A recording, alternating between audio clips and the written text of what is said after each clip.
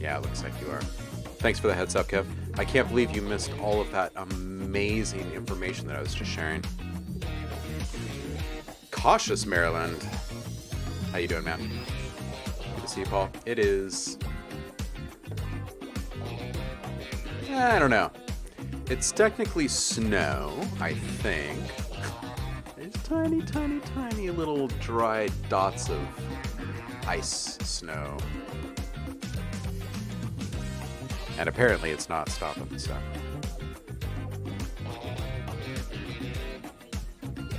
Where is everybody out there, and how much snow have you gotten this winter? It's probably the second time it snowed for us here, so.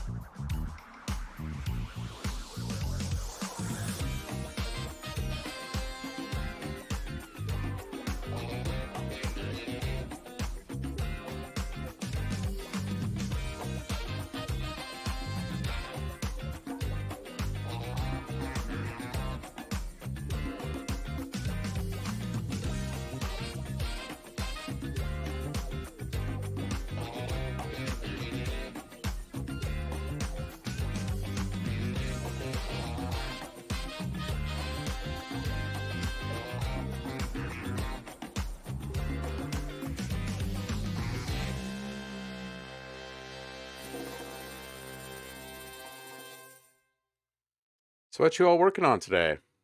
Got any good plans for the weekend? I got questions.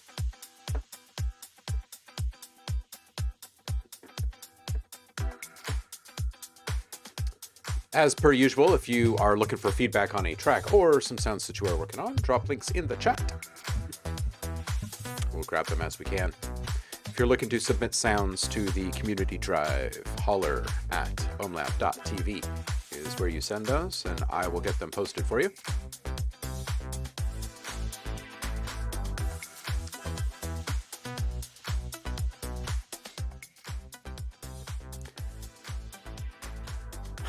Saf says 2 inches of snow and a lot of owls. Oh, nice, Purple Bros. Nice. Saturday and Sunday. I think it's supposed to go through Sunday here as well, I think.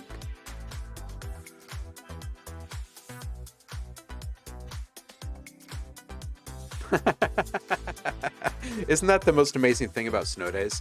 There's still pizza delivery. Man. That's awesome. Nice, Eric. Sounds like a good day for producing. Welcome, by the way. Saf, owls are quite common in Oregon. We have these crazy owls. I know I've talked about it a bunch of times here on stream, but they've been going nuts lately. And they used to only do this in the middle of the night between like a couple of very specific hours. And now they're doing it in like, I don't know, between like 7 and 9 p.m. instead of like 2 a.m. Anyway, but they sound like freaking primates. I don't know what they're doing. It's got to be a mating thing. It's got to be a mating thing. That's all I can think. But it sounds weird. I have no idea what kind of owl they are.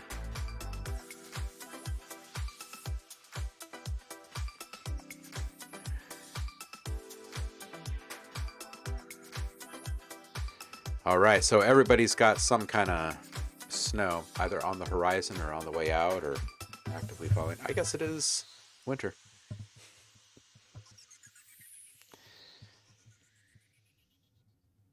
Oh, Paul, do you have a link for that?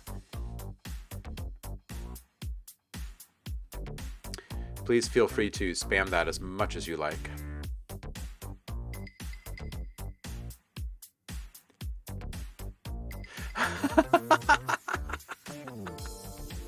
Oh man. So you've got screaming foxes and it's an issue socially.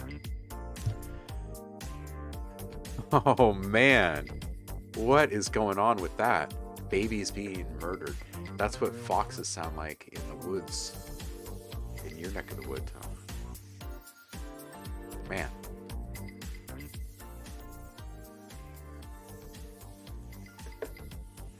Can you just imagine like going for a super chill walk in the woods? Maybe it's a full moon or shooting stars or something, right? So you're out.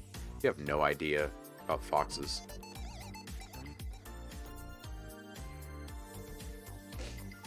Give you a freaking heart attack. There are some really weird sounds in the middle of the night.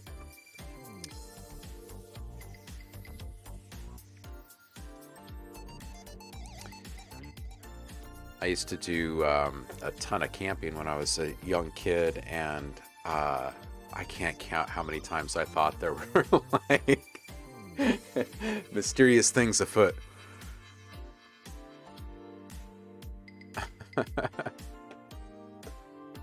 Oh, jeez.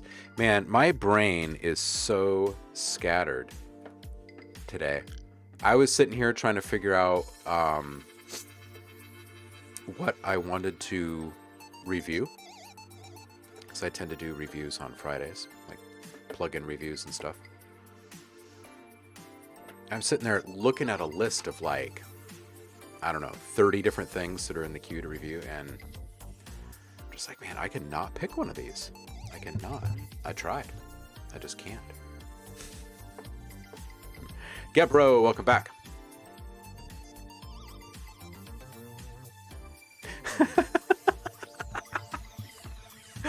Oh, Paul. That's awesome. Oh, man. Yeah, I think I would probably get a little freaked out if I heard sounds that sounded like a baby was being murdered in the woods in the middle of the night. I'm glad it's just foxes.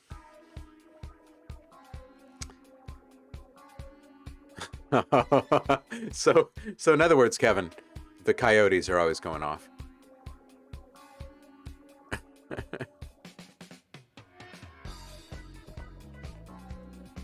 Oh man. You know what I should probably do?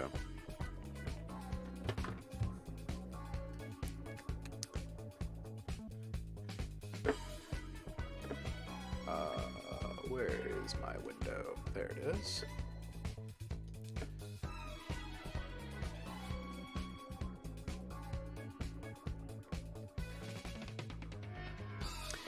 Let's pick a fireplace here. Ooh, this one has snow outside and a cat. That cat needs to be playing a synth. That face that is usually covered by her phone has...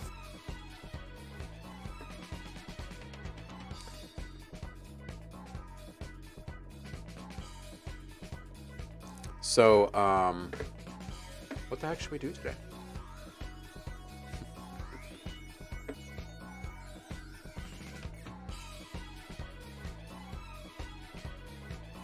Sounds good. Okay, bro. You can also toss the link in the chat here too, if you like. We have we still have a fair number of coyotes around here. When we were living on the other side of Portland,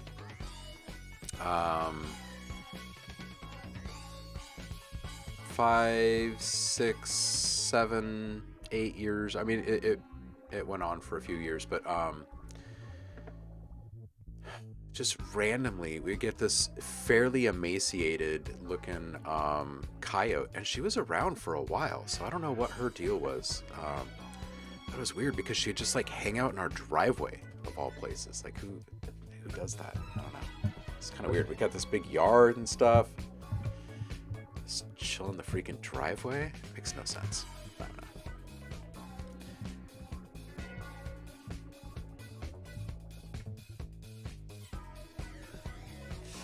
don't know. Oh man, yeah, we've been getting a lot of geese and like cranes, right? Like great blue hair and stuff. Well, not great blues, but the other ones that fly through here this time of year, making all their racket, and it's nice.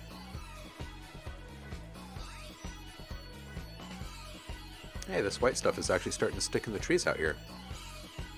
My kid wakes up this morning and he says, "Is that a Christmas tree outside?"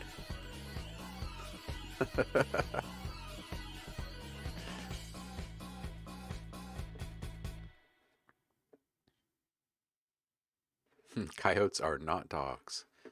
Yeah, no, they are not dogs. No fooling.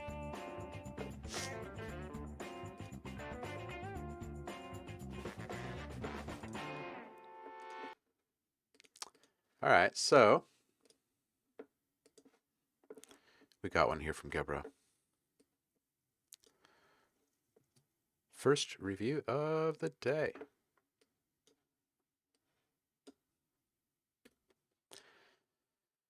All right, here we go. Bunga bunga.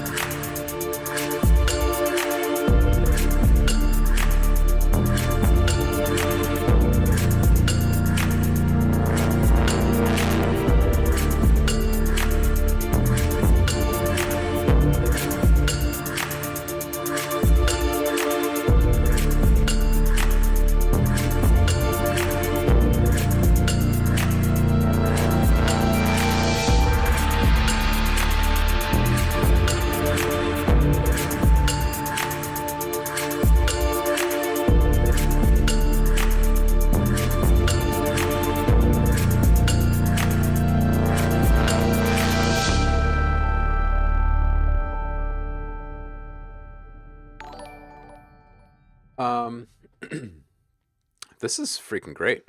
This is a great one. Lab West, welcome back. And thank you so much for the sub. I really don't have a lot of critical feedback or critiques on this one. It's really solid. I like it. The metallic Foley perks that you've got in here are epic. You might want to consider adding, and I do this quite a bit on this type of sound. Just go and grab like a simple overdrive is usually the easiest, most transparent option. Don't actually add any gain. Just target the upper frequencies. You know, maybe just below 10K or so, just to kind of get that extra little shimmer in the ring on the metallic hits there. And you probably don't have to add any drive. You're basically just borrowing circuitry here. But you should hear an audible increase in loudness, so you might need to adjust if it affects the mix there. Oh, those cymbal swells are great. Those are great. I would bring those up just a touch, and maybe even just a bit more, just a touch more decay on the reverb for those, and the general cymbal swells, right? Whether they be, like just the up top cymbals or the gong styles or whatever. And the hi-hats might be just a bit hot. They seem to be almost distracting at a couple of points. I noticed it most right about in here. And I think it's because I kind of acclimated to the entire mix at this point. I've been listening for almost a couple of minutes, and I couldn't really get rid of them. Like, I was focusing on other things, and they were still rather dominant. So maybe bringing them down just a bit, or if they are excited or compressed, maybe they just don't need to be before going into the master.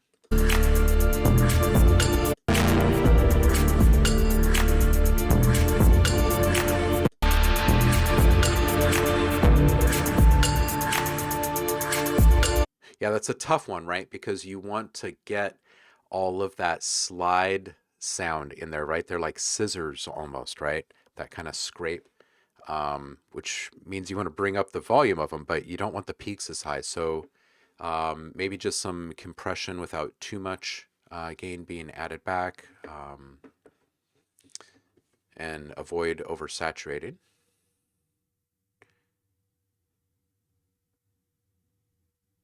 Yeah, I agree, Paul. Very, very nice cinematic vibe. I've just kind of made the assumption that you're putting stuff into licensing. Is that what you're doing here with your tracks? And if so, where?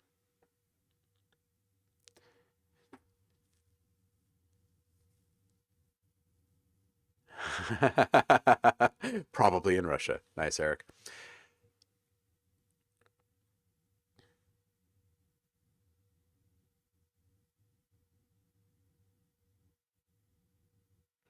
Yeah, lab. I tend to do that quite a bit um, for many years. I think I just got it because in studios you do that, right? You warm up a signal by passing it through something. You really don't even need to tweak any knobs with a lot of these things, right?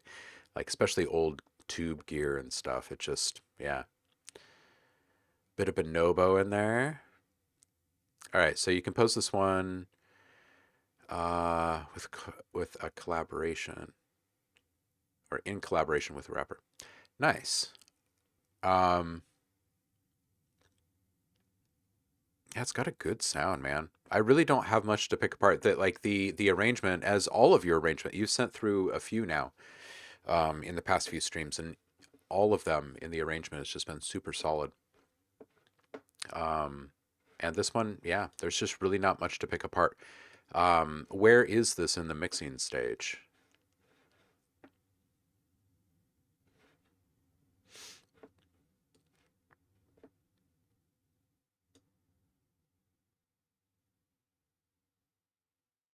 Yes, both. Yes to both, Lab. Agreed. Absolutely. Um, all right, so if more of you have stuff to submit for feedback, please do. And if you want to submit sounds to the community sample drive, send them into holler@ohmlab.com or .tv. And I'm thinking that I might just kind of make this a play day. What if we start working on how to make our beat roulette thing work? And maybe we'll look up some Bob Ross costumes too. Yeah, we could do a 55. Absolutely.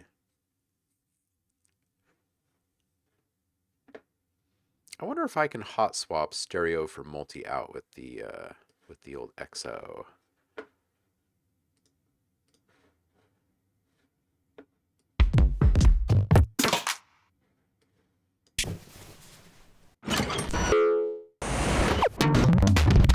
You know what I would like to figure out?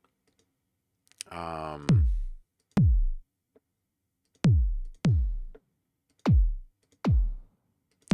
What I would like to figure out with this is the MIDI aspect.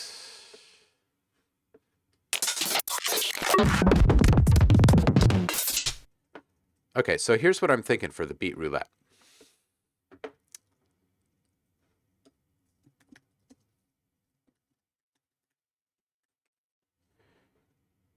I'm thinking that it would be really fun to do this, like, well, at least once a month, maybe every other week or something. Maybe Mondays, get the week started off right. Lab West, thank you so much. I appreciate it.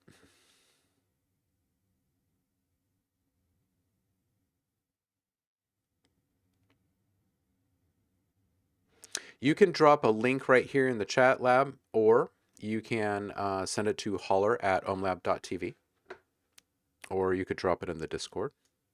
Just let me know. If it's something that you're sending into email and not just dropping it in the chat, just give me a heads up so I know to look for it.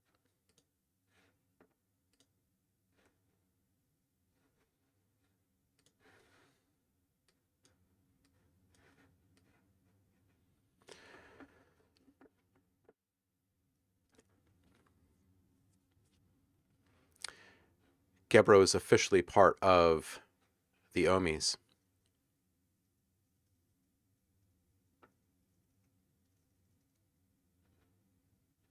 Yeah, Gebro, absolutely. You can send another one through. Oh, and there's the link right there. Excellent. Yeah, maybe we'll do a little 55, but what I'd really like to do is kind of outline what the beat roulette's going to be. And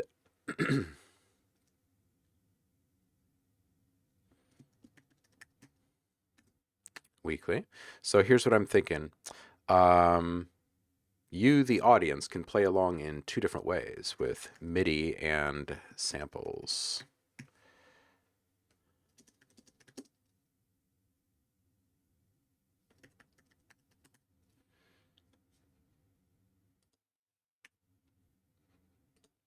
And then what I'm going to do is I'm going to build different folders kind of based upon what you guys are sending. If people end up sending quite a bit of stuff over time, it'll build up. Then we can even have separate folders for the different people. And what I'm thinking is that we can sub out kind of randomly entire drum kits with sounds that you guys are sending through. And I think hilarity will follow. I think it's going to be absolutely funny.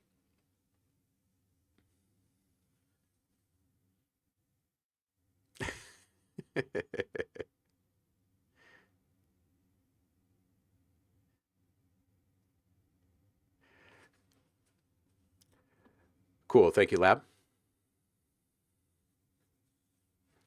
I think we're going to hit that, and then we'll circle back. We'll get the second one from Gebro and make some music.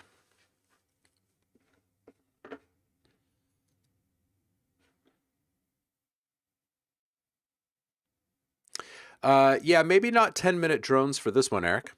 But if you want to chop up bits of a drone into more percussive bits, I would say, I don't know, if you were to send through a long one, maybe like 3 seconds, right? That's 2 seconds. 2 seconds and less, maybe. You make beats from 10-minute drones, that's true. Well, yeah, that's true. Okay, so you could send through drones, obviously, and we just put them, you know, behind the beats. But the roulette part of it will just be this random grab of samples from a mix of directories that are built either entirely from you guys in some of these, and then also just like in collaboration with you. So I'm thinking we can hit free sound and YouTube and just find the most obscure, weird, fun things, right? We can just sample whatever. We'll sample the world together. through our browsers. And we will make ridiculously hilarious beats, and probably some really cool ones too. But yeah, I can play with those owl sounds that you sent me this morning, Saf. Absolutely. Slice them and dice them. Paul makes beats from drones, and Eric makes drones from beats. No, Paul, if it's us just having fun, we will we'll say that there are no rules.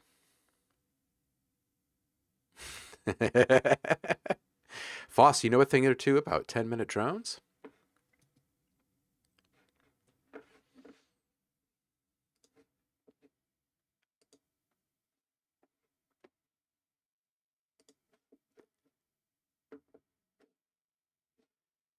Fully in texture here versus composition or arrangement. Would love to hear what you think, and then we'll work on more melody and arrangement. Was working on texture and sound design and ear candy. Thanks. Okay, cool. So this next one is from Lab West in the chat. It's called Catalyst Cave at 84.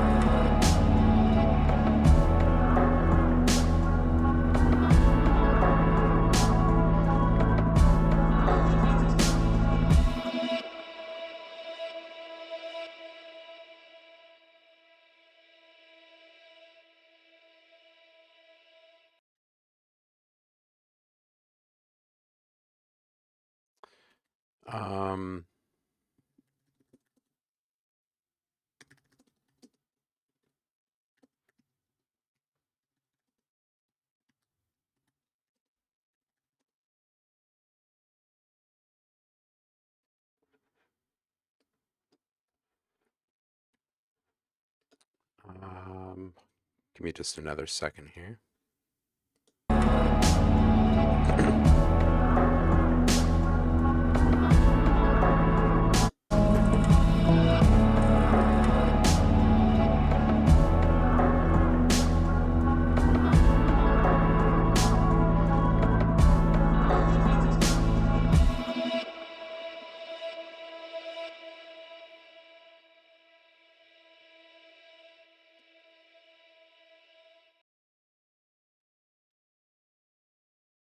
Okay. All right, so super dreamy vibe. I really like this.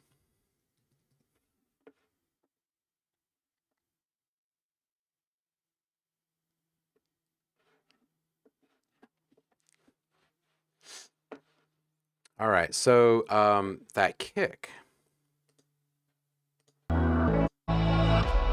right here.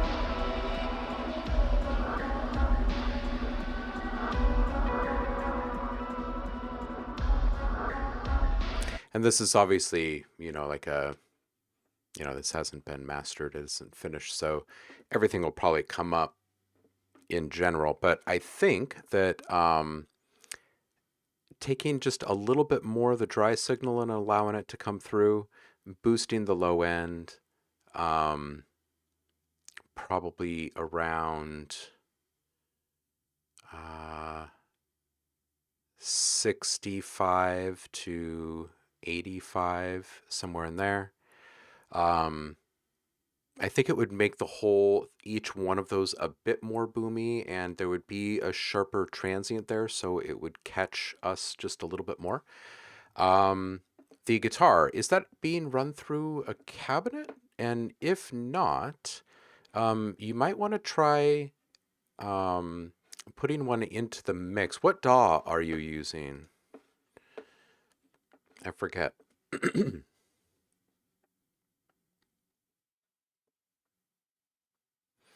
And then the other question that I have are about the reverbs. Are they parallel, serial? Are you EQing after the reverb is going on? And are these shared reverbs or separate reverbs? Logic, okay, cool.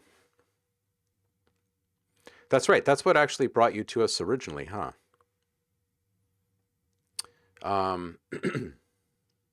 Yeah, so I got questions about the reverb.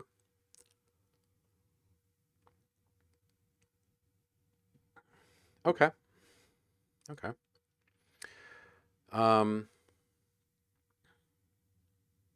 So inside of Logic,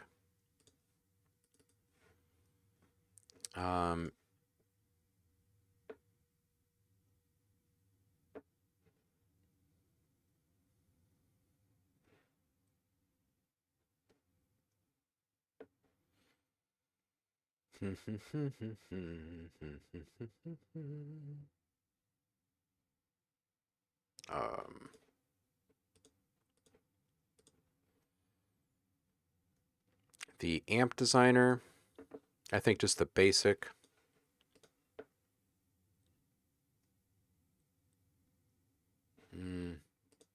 No, actually for this sound, I'm thinking more cabinet than amp because it's already got a really nice amp sound. But if you were to hit guitar rig,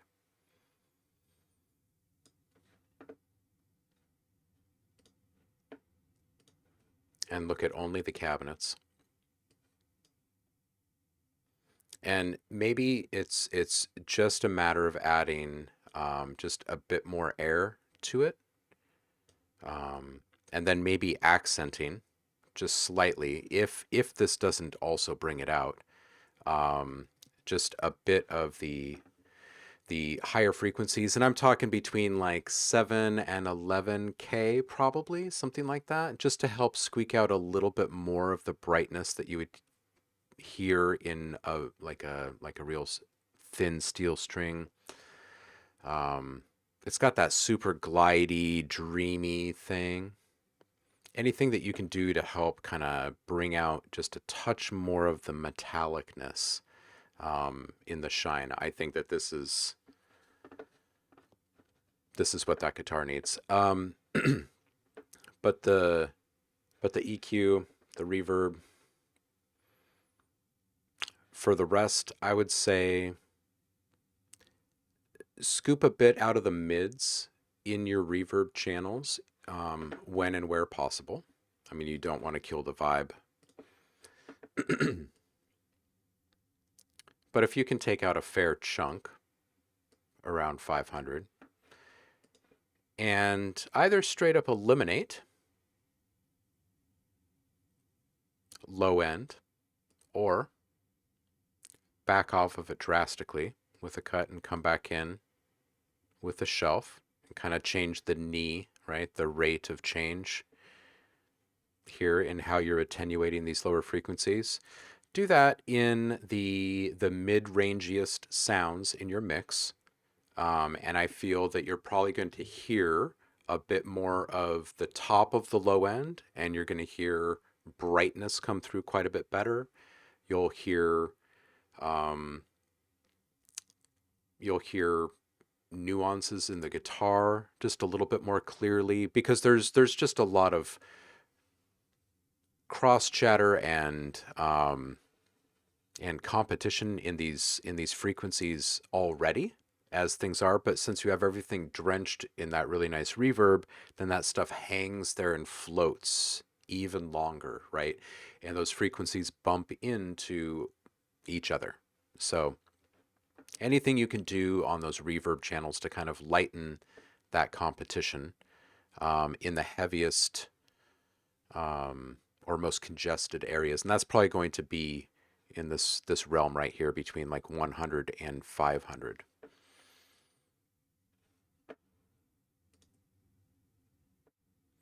Yeah, yeah, lab. If you don't get the brightness from the cabinet, then that's exactly what you do next. Is you open up just the basic overdrive, and for this one you might want to add like 0.25 or zero point 0.5 drive. A guitar would appreciate it. And then set. I would probably actually start maybe as low as like 6,500 and sweep all the way up to say 11,000 and just see what feels the best. There should be a noticeable difference there for you. But I think that that will help grab the ears a bit better for the guitar.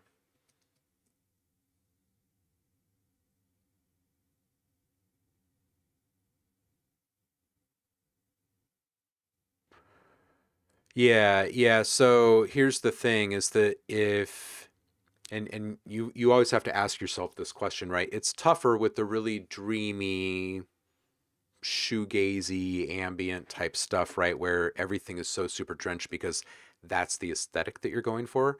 But if there are elements in the mix that do not actually need to have the reverb in them, that they can be in the reverb, then all of those should be moved over to a parallel process. So examples here.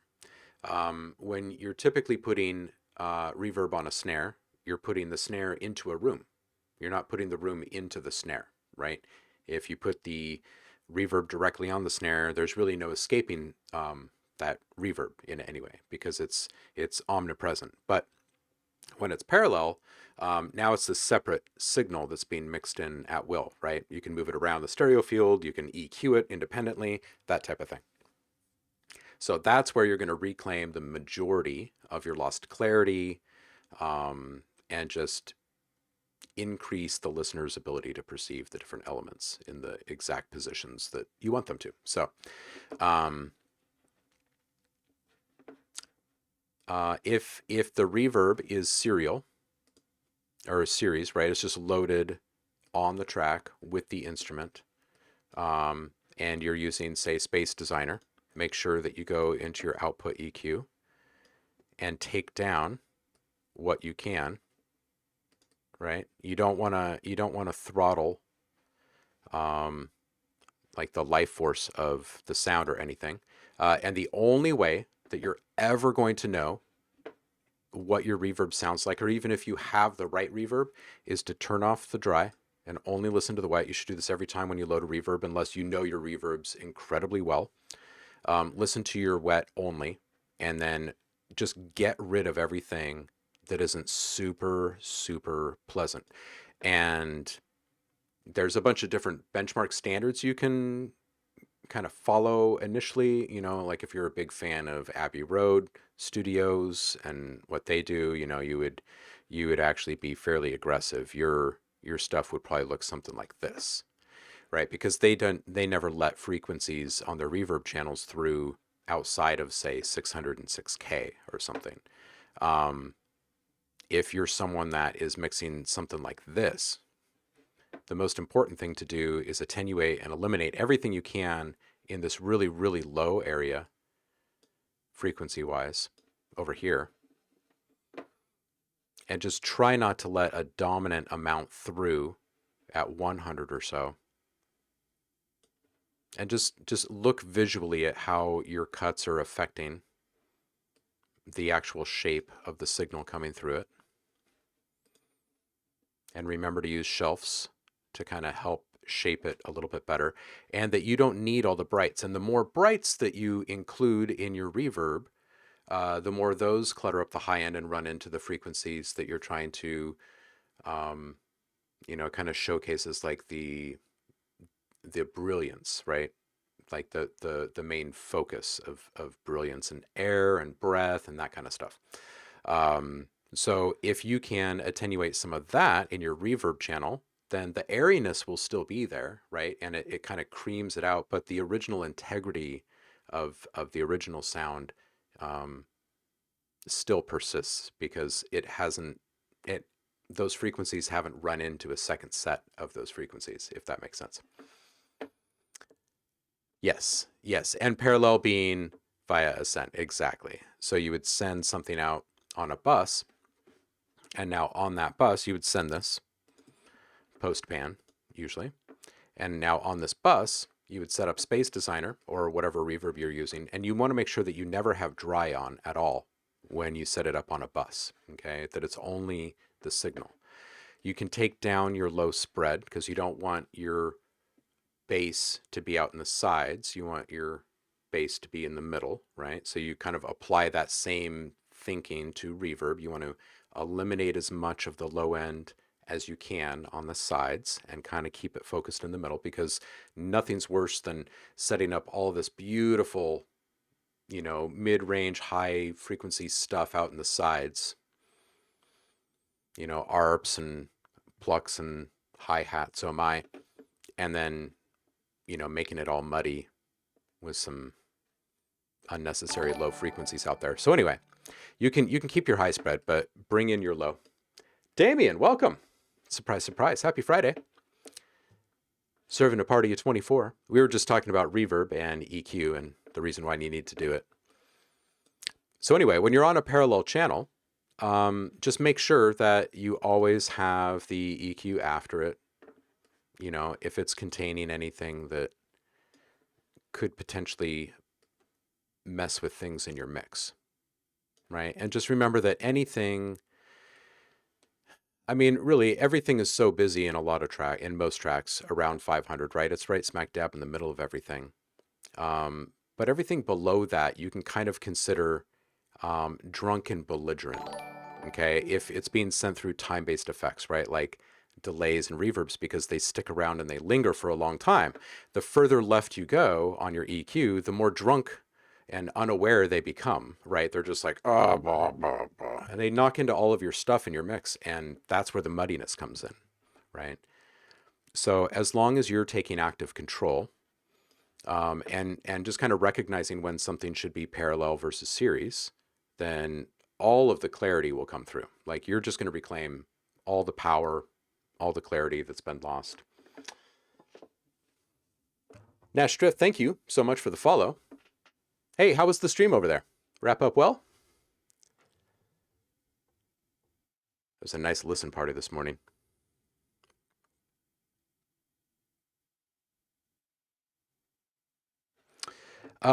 Yeah, I do. I tend to do a linear phase on a lot of EQs and bass elements specifically, just because the more changes you make to a band, right, the more it's affecting the frequencies around your actual target, and linear phase helps to quell that a bit. So, and the Logic linear is pretty nice because it's like this set value of CPU consumption every single time. You can kind of account for it. Not that it's like that heavy of a burden, but if you've got like 60, 70 tracks in a project or something like that, ultimately with all of your sends and everything, then it adds up.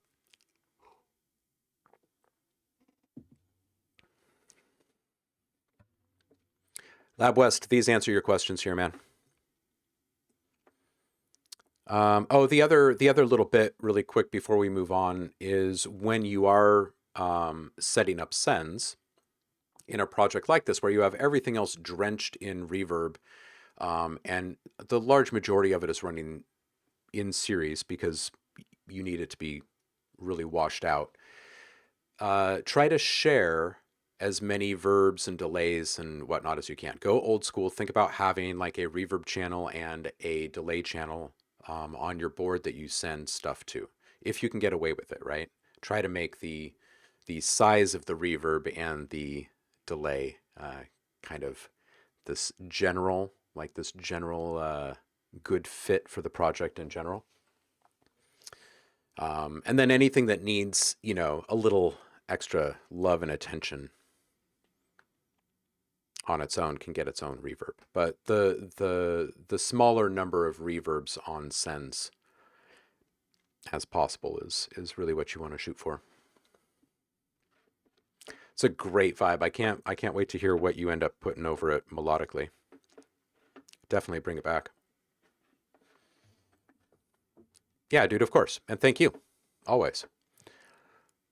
All right, so getting back to the building of our beat roulette, okay? So the concept is we build folders and we add to them. So this repository of crazy sounds that you guys are building here grows over time, right? So, you know, Saf this morning sent me a recording of some owls. Maybe we can chop that up into a few different samples and toss that into the Saffron Works folder, right? Or whatever. And then whoever is there for the beat battle that day, you get your folder toggled on. And as people send in MIDI clips and as we build the different MIDI clips for different drum grooves, I will hit the randomize button again and again and again, and we'll start cranking out all of these really goofy, fun variations. And I think it will be just a ton of fun. Beetroot lay. Oh, that's awesome.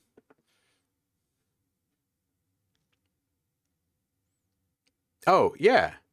Beat roulette. Is that one T? Is that how you do that? Is it 2 L's and 1 T? Wait, am I spelling this all wrong? Is that what you're telling me?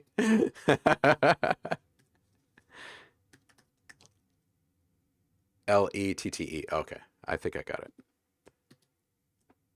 L-E-T-T-E. Yeah, I had it. Okay. Oh. All right, and we can even like try and build a little test run of this today. I think it would be fun.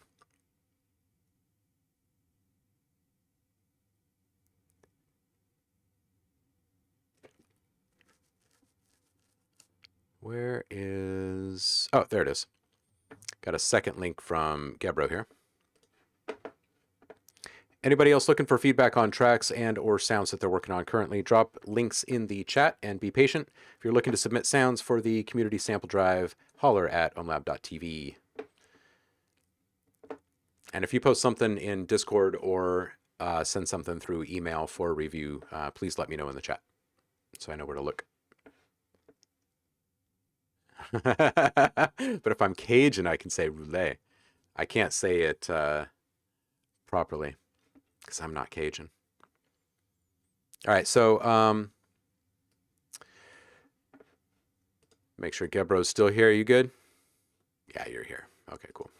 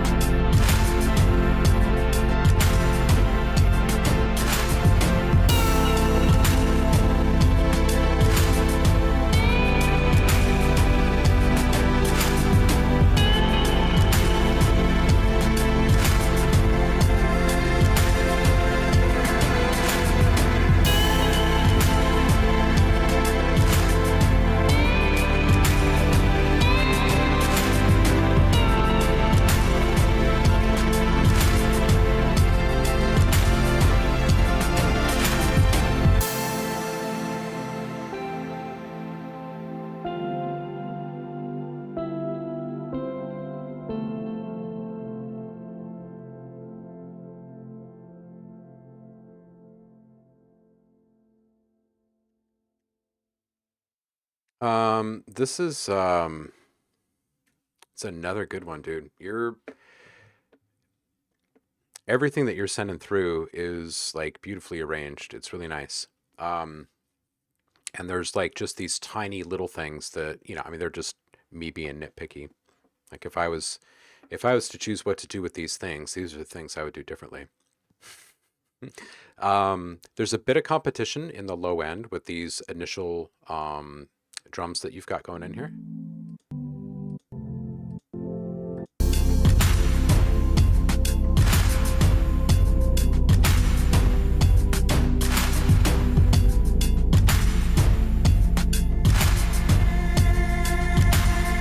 And it's more just that they kind of blend together at a couple of points instead of being heard independently. So, and this could very well be just the difference between, this could very well be the difference between a cut being like this versus a cut being like this, right? Just your octave per decibel curve. You could keep your same cutoff point in your EQs and just make them a bit more severe in each one of those. And I bet, except for maybe your bassiest one, like your lowest drum in there in the mix, you can ease up on, right? So you can get just a little bit more rumble from those sub frequencies down there. But the rest, if you tighten those up, I bet you'll probably get just a little bit more clarity. And remember that you're always going to get just a bit more punch from the frequencies right above that cut, because the energy that was being poured into bringing these frequencies up is now able to be applied to those other frequencies.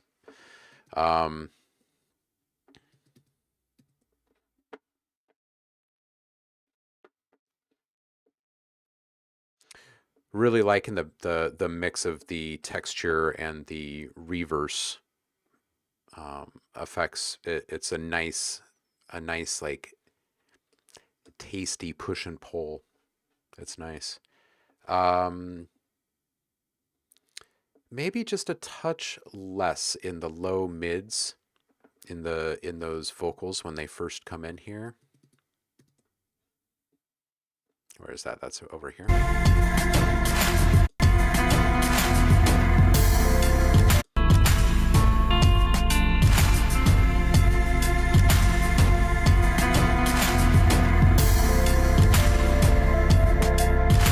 I feel like the guitar is getting kind of buried right there. It might help to make that adjustment to the low mids. I don't even think I mentioned the guitar in here. Yeah, I actually didn't type it in there, but the guitar is just a little too supportive. I feel like it should have just a little bit more visibility in the mix. 120 and onward, that synth pad. It's a nice fit. Gets a little masked.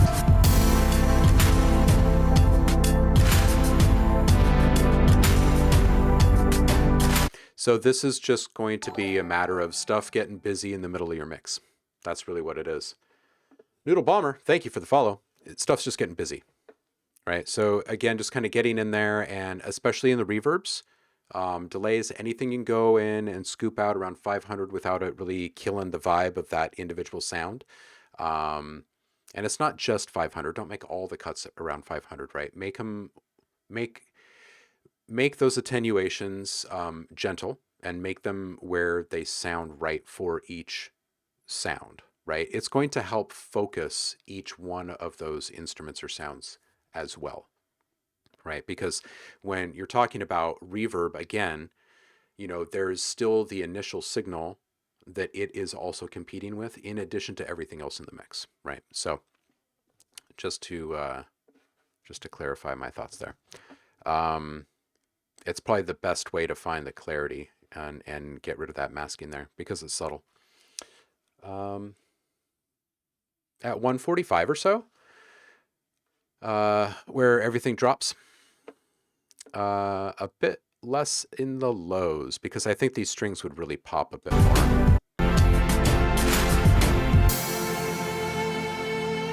And you know what else it could use? It could use just the slightest little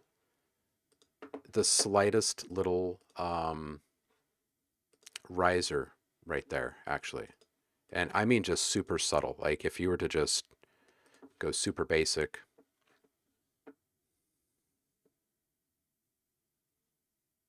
The thing is just to isolate the frequencies that you want to make it really fit. So maybe we'll just go like a bright. It really doesn't even need to be anything done to this. This is just bright noise. And we put in, this would probably just be like a little 2-bar, I'd imagine.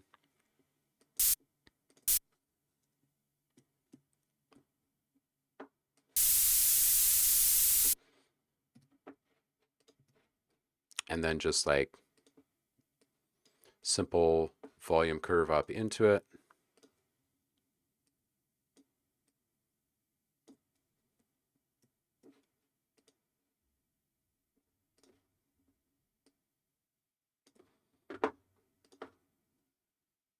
And then just shave off those brightest frequencies.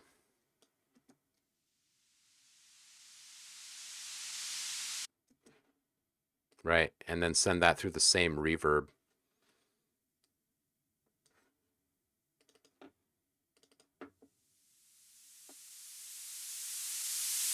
Just super, super subtle supporting. I think that would really seal the deal there if you were to take out just a touch of the lows in that verb and then add a super, super simple, like bright white riser layer in there.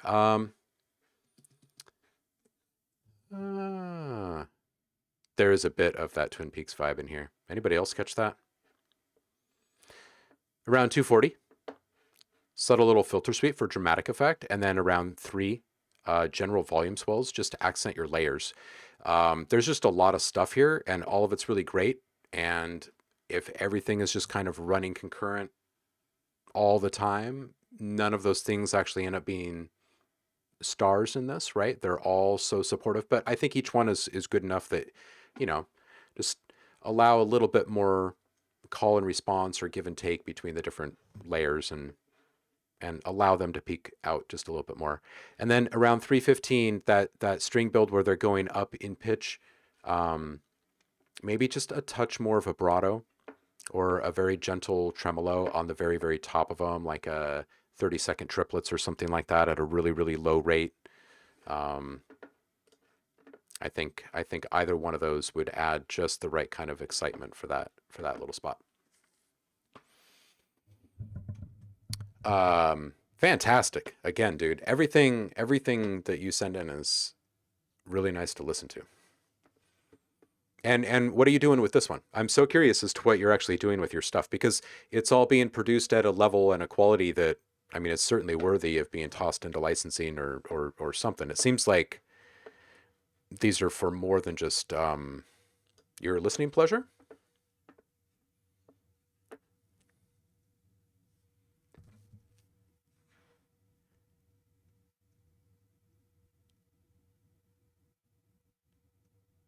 You have activated the higher chakras of Purple Prose.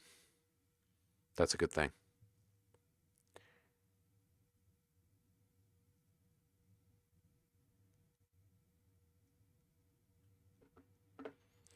I would agree with Paul in the lengthening of the intro, for sure, right? Because it's all about setting the mood.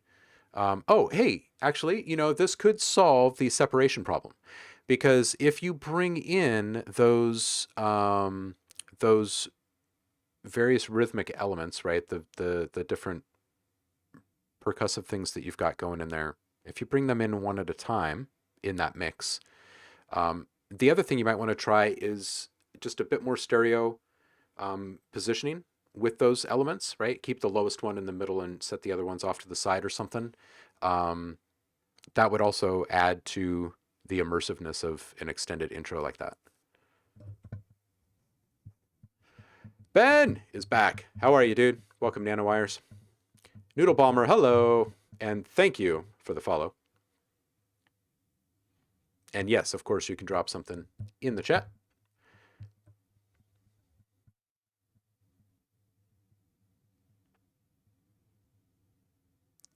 Labels or libraries, or if possible, take placement in movies. Yeah, I would. Do you already have a portfolio set up in a licensing marketplace? Um,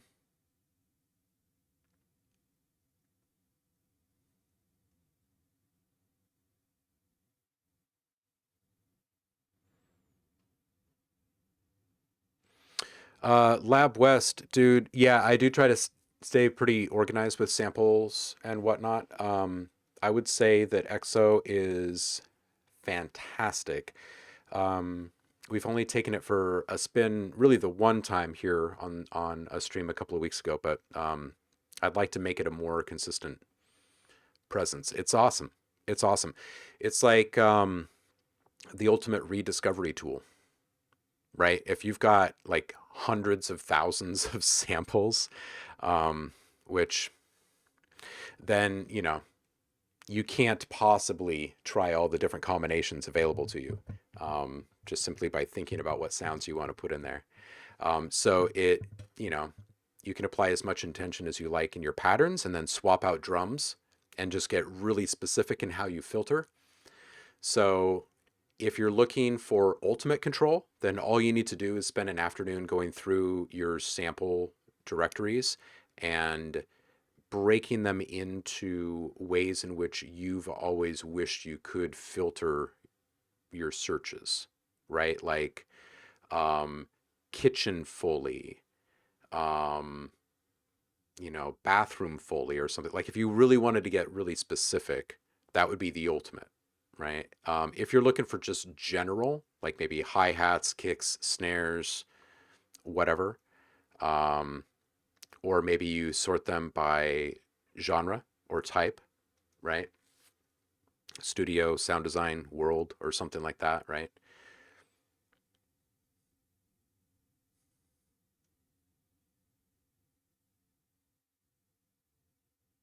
Yeah, I could tell that you've had experience in it, Gebro. It sounds all your stuff is great.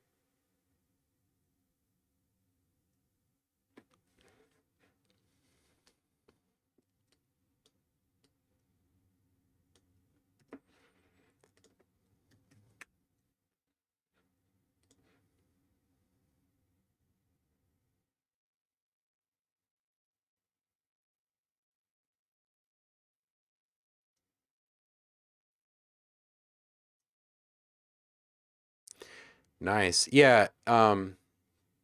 If you have tracks that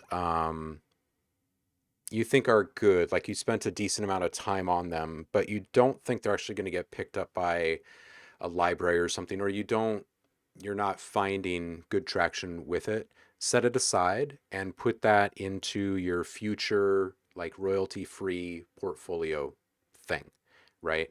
There's a bunch of reasons why you might want to do this. But the industry has been shifting that way for a really long time, number one. And number two, it gives you a destination, right? It gives you a destination, and those things do sell. They do sell. And all you need to do is build up enough of those things, and then that can absolutely gain you entry into one of the more exclusive subscription-based models, which is where music like yours could really excel. It could really excel. And you could probably see some fairly dominant numbers if you're in the right marketplace.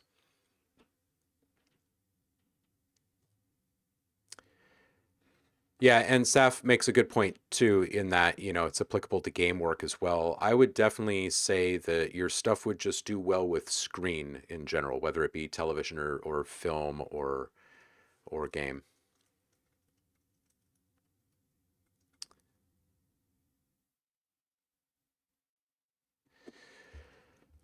Javar, no, actually I don't. There's been a few over the years. There's what we've got Soundly and EXO is new to me. But I really dig EXO. Everything that I've seen and heard from it already is pretty phenomenal. And I think that there's just a lot of thought in the engine itself in regards to discovery. And I think that that is such a bigger component of what makes something like that great, right? Because it's not. it's not really making suggestions for anything. It's showing you things that are closely related to the thing that you might be looking at that very moment in time. And then your filters, which are entirely up to you, how you create them. There's also this other layer of filters with things like frequency range and drumminess. It's so well thought out.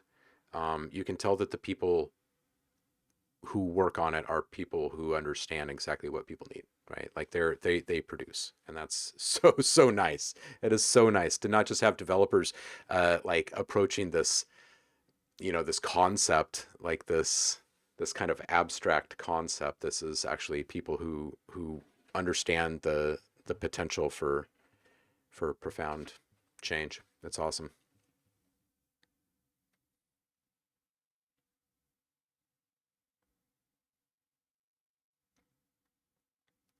Yeah. Golfos and Soothe, yeah, both good. I hear more people say good things about Soothe, but it could absolutely be, the current meme. Absolutely. I mean, these things they come and go. Any dynamic EQ or dynamic, you know,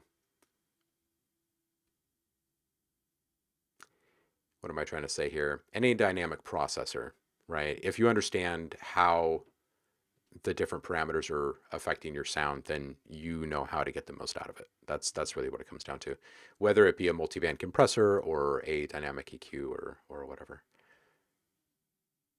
But I do like Soothe.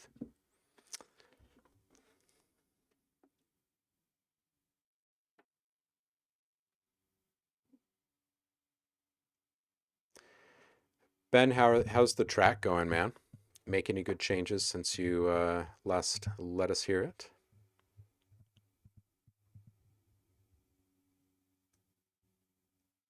Oh, I've got a new one too that I've been working on with Zev.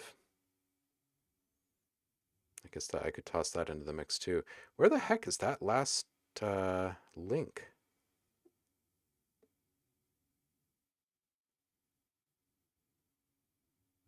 Noodle Bomber, did you put a link into the chat and I'm just missing it? Maybe I no, I just don't see it.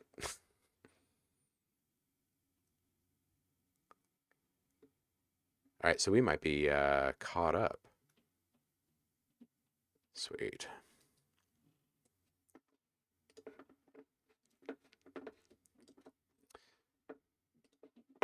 That means maybe I can make something for a few minutes here.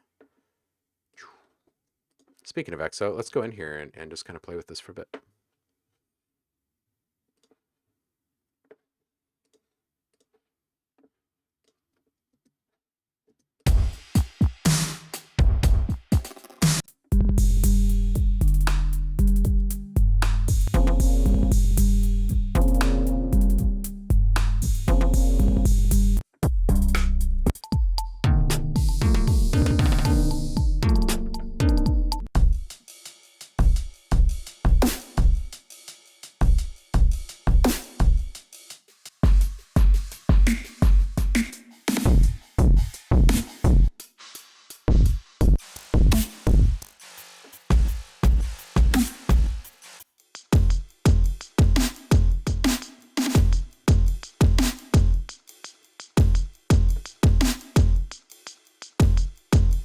So let's filter out all of their stuff.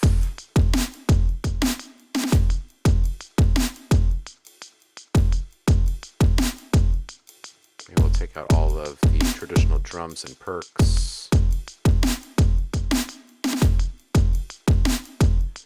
Go straight sound design on this.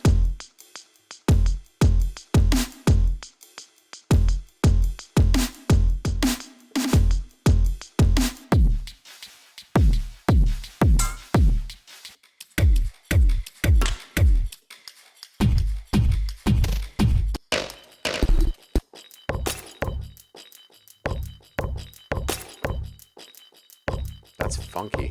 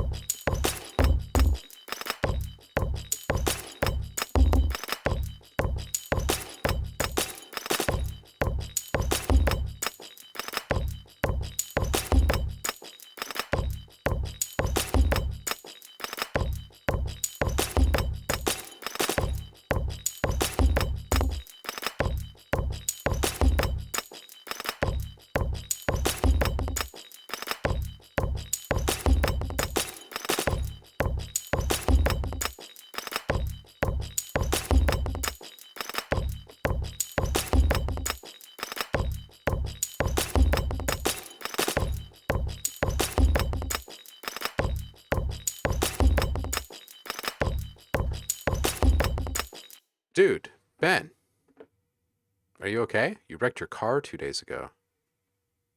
Dude, are you okay? What happened?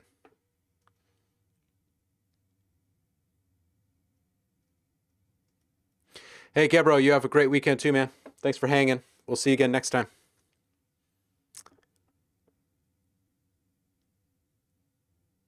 Slid down a snowy hill into a telephone pole. And then they slid into you, as in like other cars? Oh, dude.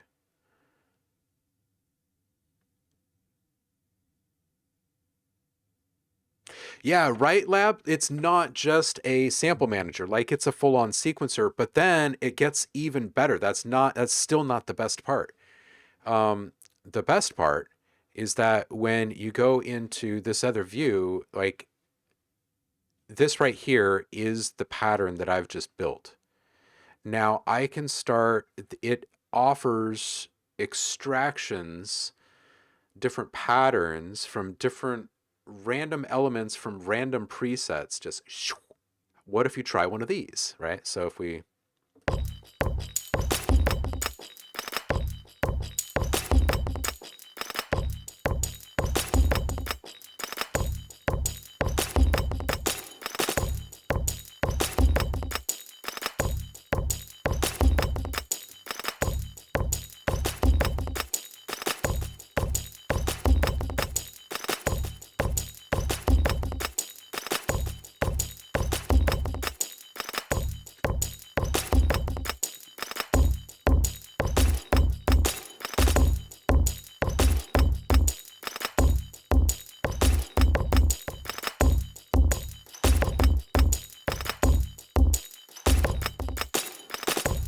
and of course you can randomize all of that stuff. But then it still gets better. It still gets better because we haven't even talked about the exporter, right? So, okay, let's just say we like all this stuff, right? We like it all. We can then get out of here and go to export. So you just click this little eject button and it's incredible. Raw, processed, entire stems, the entire kit raw, the entire kit processed, all of the stems processed in an instant. Regardless of what you want, all you have to do is click. And then as soon as you freaking click on these things, we'll just click render waves here. And there's also MIDI. Okay, I'll just click render waves here. So now it's rendered each one of the stems and one shot. So you've got raw, processed, stems, full stack, process kit, raw kit, full beat processed, full beat as MIDI. You can normalize within here, whatever. As soon as you click on one of these, boom, it's going to appear magically in the folder that you've kind of predestined, which is where? Where do I have that stuff? XO. Oh, so these are the things that it just kicked out.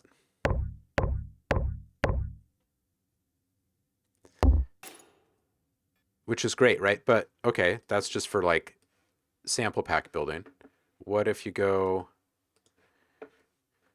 and just drop all the stems here? You can do that. Just simply drag and drop. Right? And there they are, all tracked out for you. Or you could drop it in as MIDI somewhere.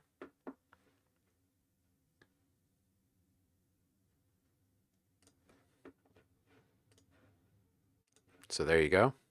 It's all just great. It's just so great. You can build up patterns, you can build up kits, whether they be processed or raw. I mean, it's so great. And you can drop these things directly into or on your favorite drum machine, right? If this isn't doing it for you, you can drop it on top of like on top of battery or something, right? It's just freaking dope.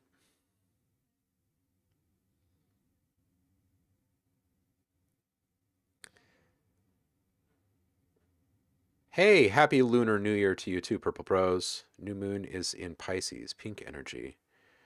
Love the gemstones and water glasses sounds. Oh, you could tell?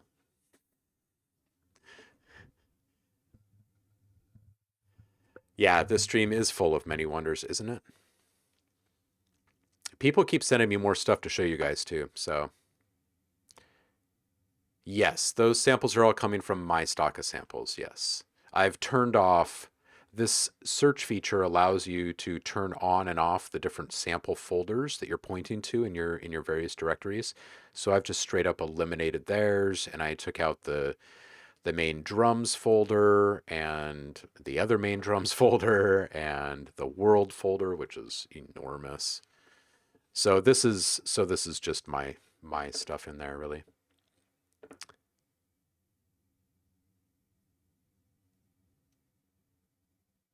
Ben, I'm just catching up on the accident here. Car is done. Tire hit the telephone pole. So no airbags. Yeah, another car like 30 seconds later hit you. Oh man.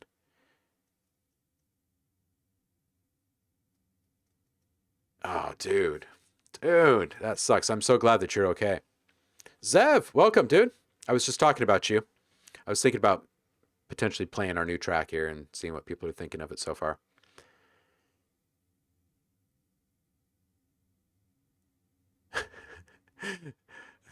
Paul, read on an audiophile forum. Guy 1, just moved my speakers 6 inches from the wall and it's like a whole new system. Guy 2, move them back in 6 months and it will be a new system all over again. Oh, man.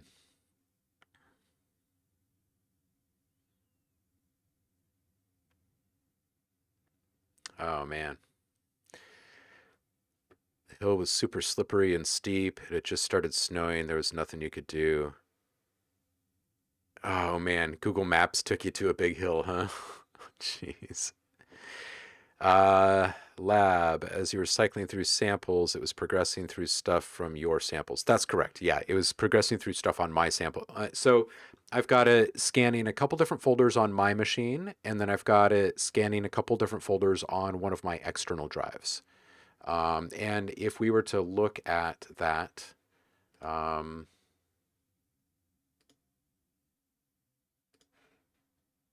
um,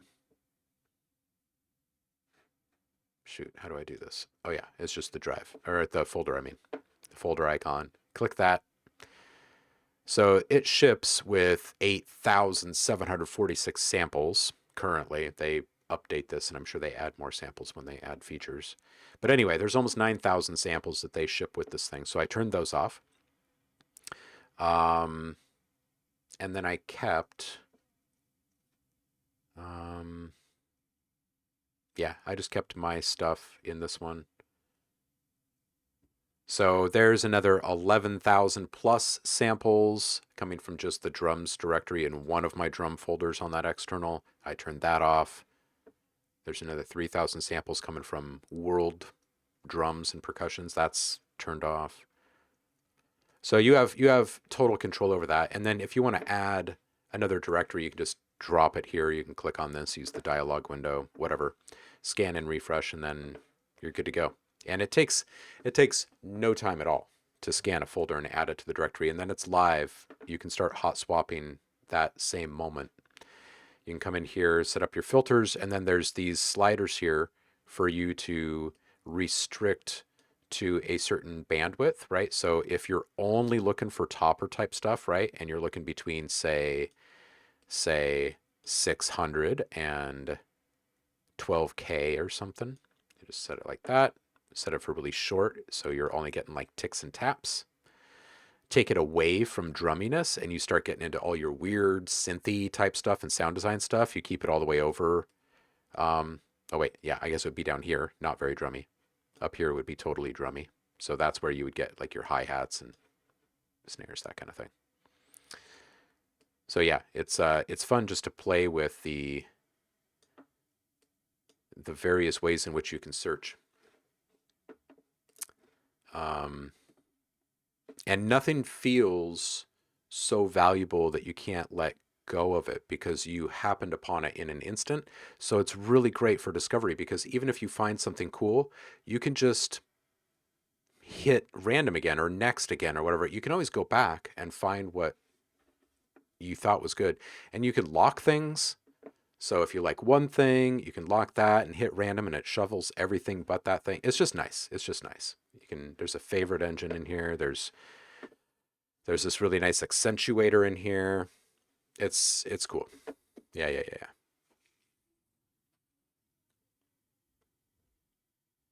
Yeah.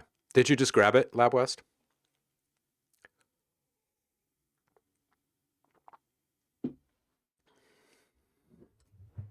Nano, yeah. Just one of my folders. Man, I'm so glad you're okay, Ben. That sucks, dude. Going to after the stream. Great. Tell him I sent you.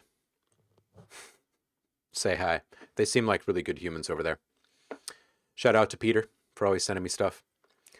All right. Am I sitting? Have I been napping on any links? If not, I think I might toss one that I'm working on with Zev right now, since he's in the chat currently, and get your guys' opinion on this.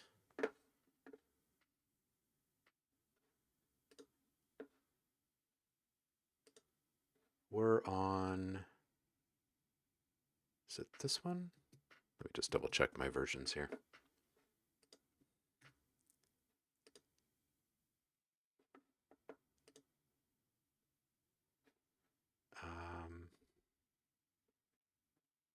So day 3. Sorry. Okay, cool.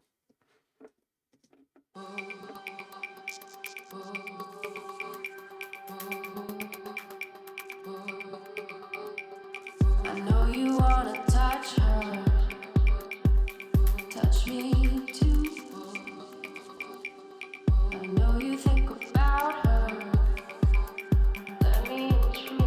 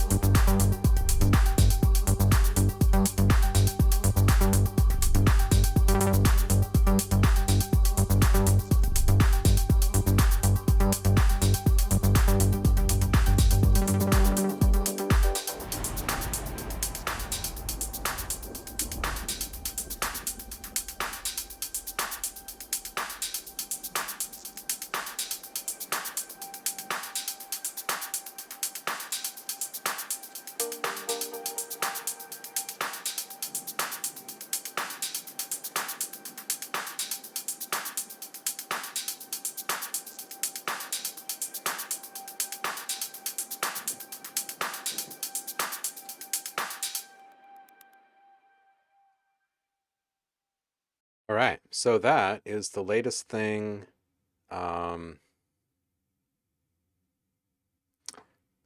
that I've been working on with Zev, and it's pretty awesome. I'm liking it.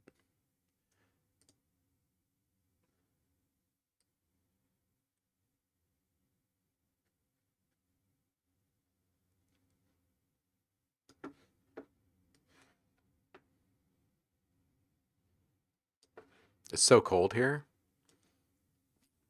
It was 27 when I fell asleep last night, 27 when I woke up. I looked at the weather today. It will stay 27 all day. It's cold. What'd you guys think of the new track?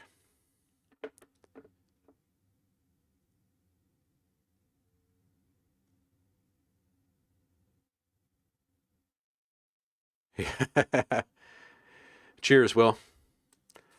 Cold brothers. Um,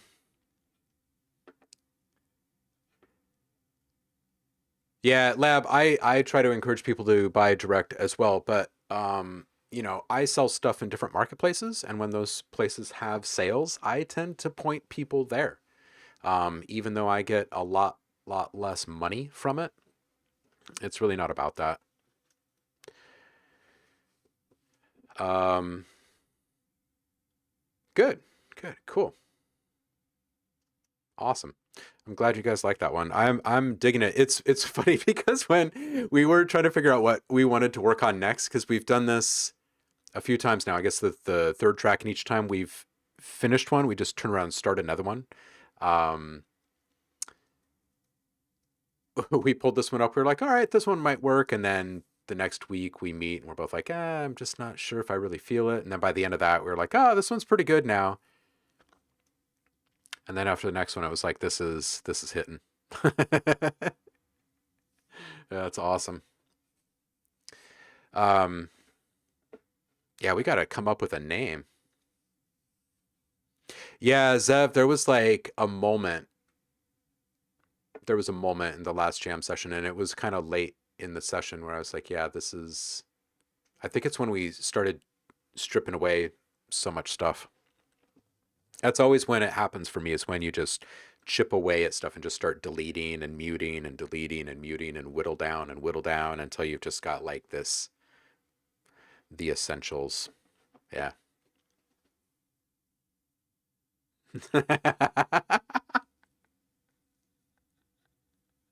Paul, you are on fire today. Oh man. Beetroot lay. That's freaking awesome, dude. Oh, that is some good stuff.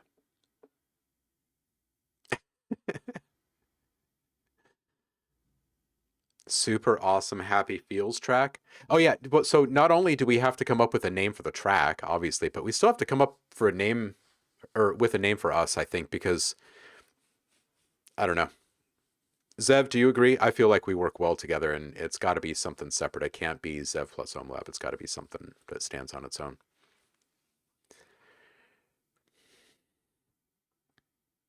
Yeah, I think so too. So we got just a ton of freezing rain and sleet, right? It started last night, and so everything is on top of this layer of ice. And then this morning, a whole big fresh thing of sleet right before these tiny little dry little grains of snow come down on top of it. So now, and I've been watching this the whole time, so my apologies for just like staring up like this the whole day, but um, the rooftop, there's a garage that's separate from the house. And I sit and I look at it through my window, and the roof as it is at this big angle. And the entire stream now, I've just been watching these little bits fall, but because it's hitting a solid sheet of ice, and because these are such small, tiny little dry grains of snow, they're bouncing. And it looks like, like when you're cooking bacon in a pan or something, you've got all the splattery goodness in there. It just looks like that, like everywhere out there right now. and it's somewhat mesmerizing. It's snowing BBs. Oh man. All right. Anybody else want feedback on tracks or sounds you're working on? Bacon snow. Oh man. Yeah, we've got to come up with something that speaks to the both of us are super into the immersive, highly textured kind of aesthetic currently. Um, you think bacon snow fits the bill?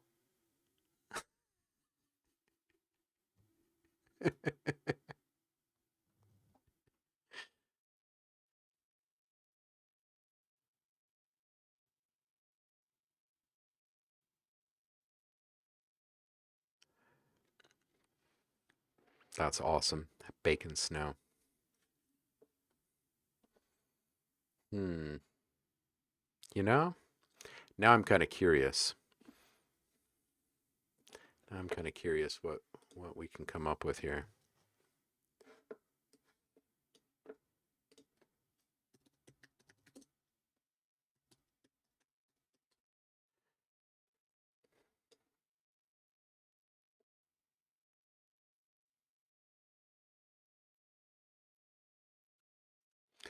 Ooh, what dust? Man, I've got these really random words that keep coming up into my brain whenever I think about coming up with a name for this duo here.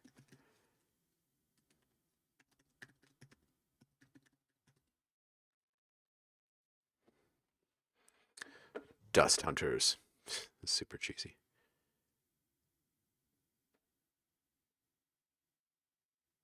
I'm always interested to know, how do you guys come up with your track names and stuff? Is your track inspired by something initially and then you name it based upon this?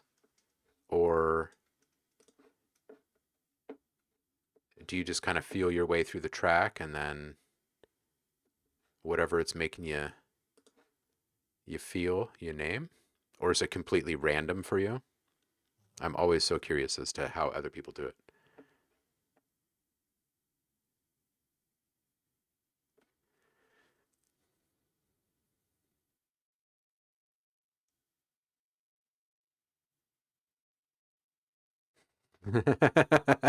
Javar, I'm just trying to figure out something ambiguous enough to cover everything I've been doing, right? Ooh, tapestry. I like that word too, Purple Prose. Ben's digging for a track. You can never think of a name when you need it, Javar. It's funny, when I'm bouncing samples and presets, like as soon as I hit the save button, I've got ideas almost every single time. It's like this never ending supply of names. But then when it comes to actual like band names and stuff, I think of them constantly when I'm cracking jokes and stuff. But when I sit down and try to do it intentionally, I'm always like, bacon snow.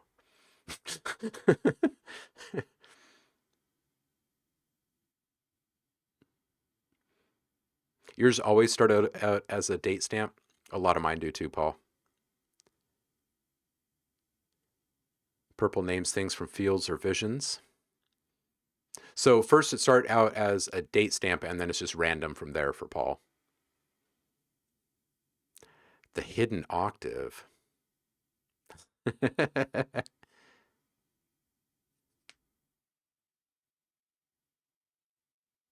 Yeah, I like that, Zev, especially for track names, like things that are inspired in the moment. So I used to write all my or come up with all my passwords that way too until it started to bite me in the butt. But like 15 years ago or whatever,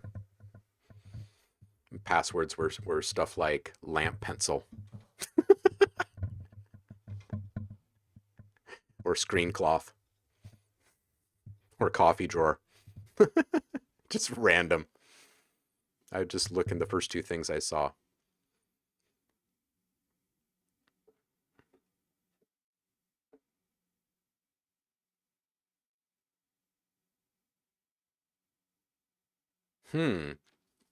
Textured threads like electricity, but weaving together.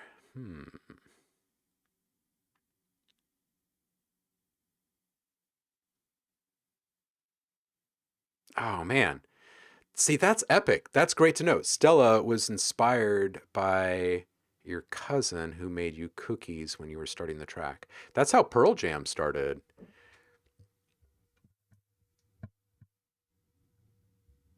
It had been something else, and then they were at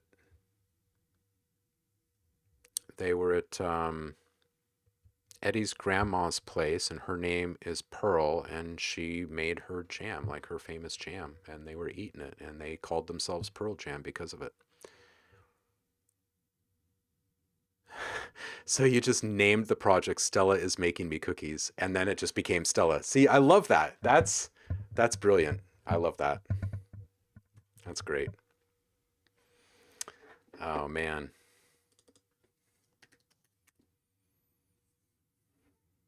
Woven. Um,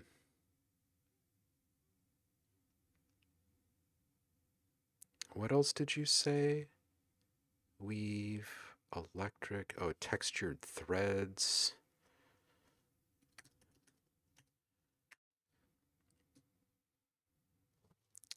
Anybody else out there play the whole stream of consciousness word association game to free up your mind a little bit to get it working again when you're trying to think of something like this?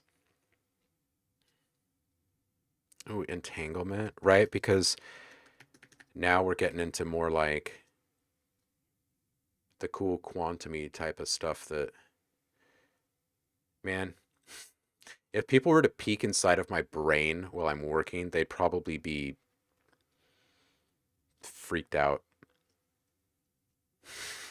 There are times where I will be working on sounds for like a couple hours straight and not actually thinking about what I'm doing. I'm actually trying to like work through what I've just learned about like the latest advancement in quantum physics or something, and I'm like trying to bring it down to earth enough for me to be able to digest it. And meanwhile, my brain is cranking out sounds. It's weird. But anyway, I play these word association games, and then somehow magically everything kind of shakes loose, and then I've got like this flood of ideas.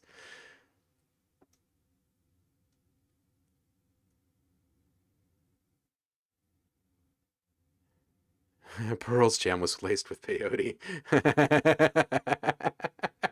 Pearl was on a mission that day.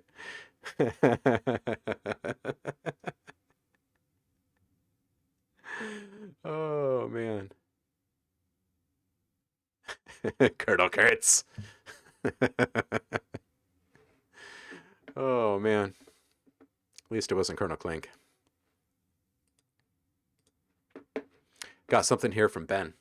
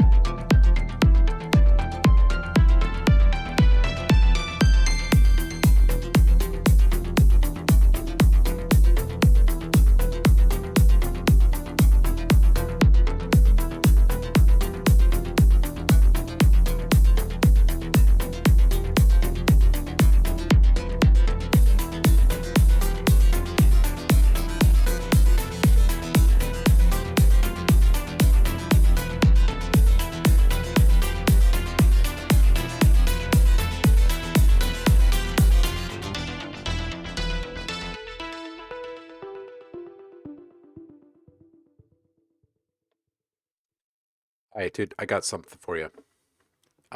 Great match for the drums on this one. First.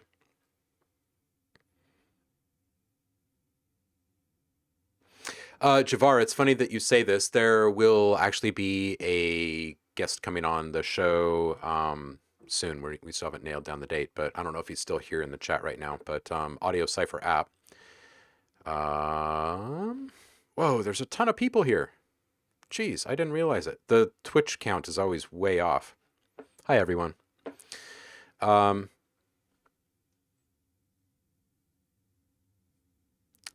So what you're saying, analyze a track, suggest words, right? This is the inverse of that. You create audio ciphers, like you input words. You can kind of embed secret meaning and powers into your music based upon the words that you're pouring into your music. It's great.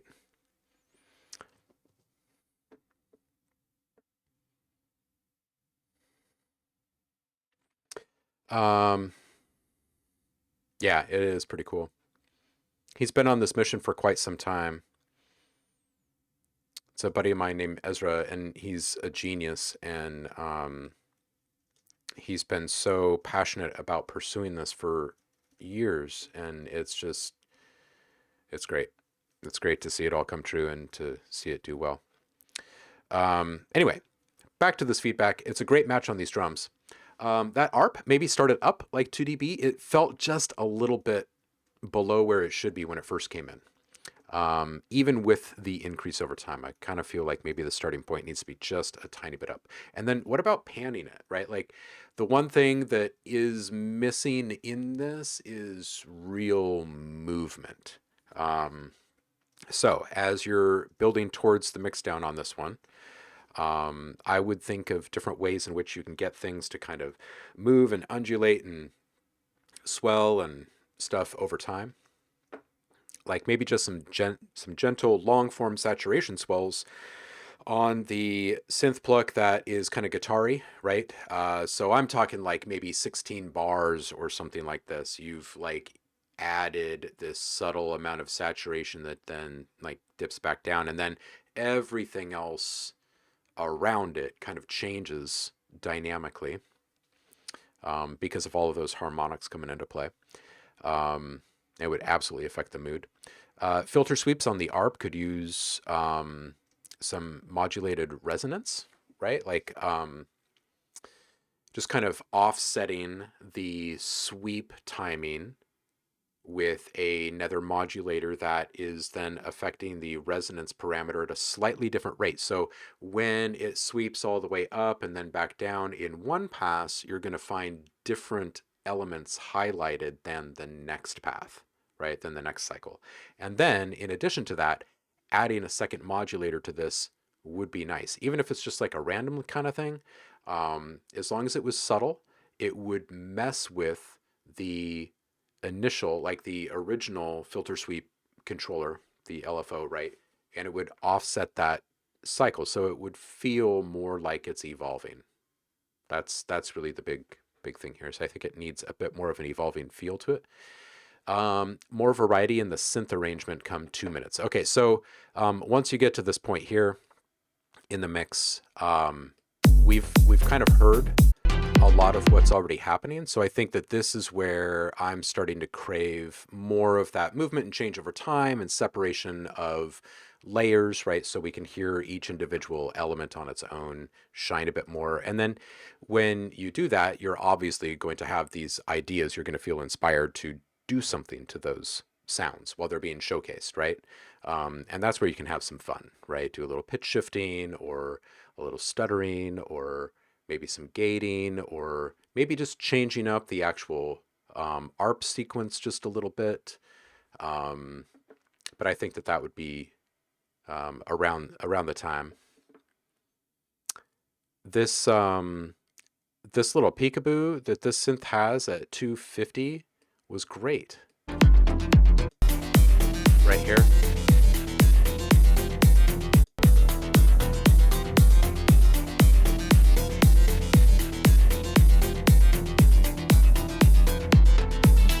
Right there.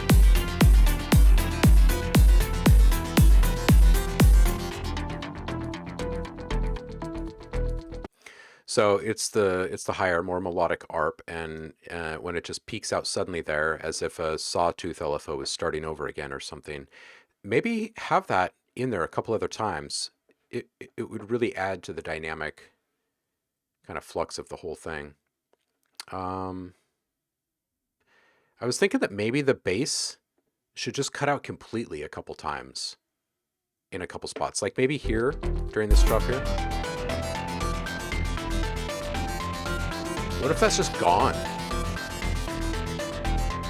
Right, and just let that other synth go for a bit. And maybe that's when you can introduce an alternate ARP sequence to it, and maybe it's just like A B or something like that, right? So there's just like some variation now, and it's moving in a different way. The bass is gone, and then it gives you something to bring back after that drop there. And then the other thing that I have for you is pick one synth that's got delay on it, and add a little pitch mod to those tails. Just make them wiggle just slightly. Just it doesn't have to be a fast wiggle. I'm not saying wiggle like bah, wah, wah, wah, but just a little twang in the pitch, so that not every tail is an exact replica of the original. You know what I mean? Just to add some interest. And then making sure that there's some spread on those tails. So your initial sound strikes, your delay tails are spread out to the side, and they're also just slightly askew pitch-wise, right? I think that right there is probably the icing for one of those ARP layers.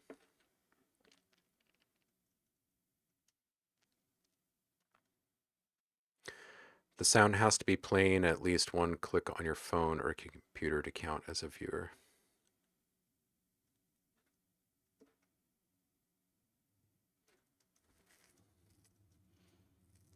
Oh, I see. You're talking about the viewer count on Twitch.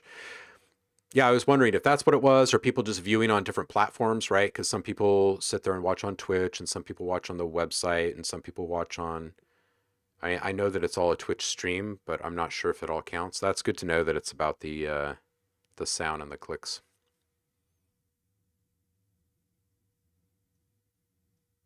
Yeah, dude, you can toss another one my way. I'm down.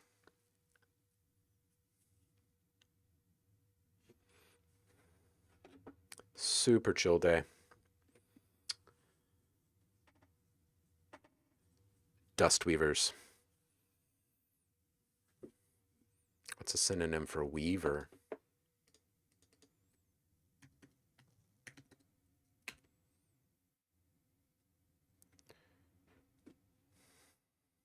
Artificer? Artificer? Weave bird. Weaver bird? Really? A weaver bird? That's another, that's a synonym for a weaver? O sign? Spinner. Weaver.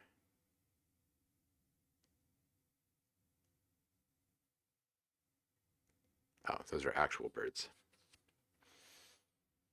Interweave. Wander, wind, meander.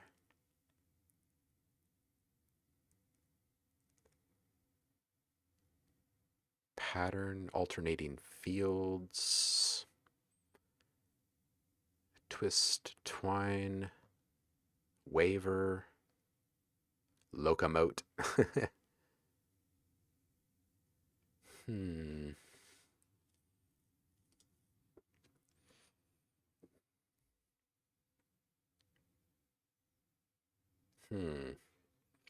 What was it? Cosine?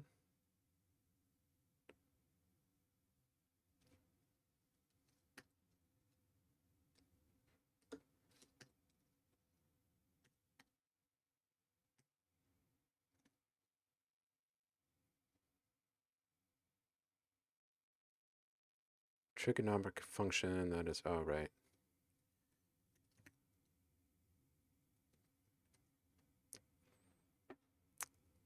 What is this, though? Ah, it changed it again.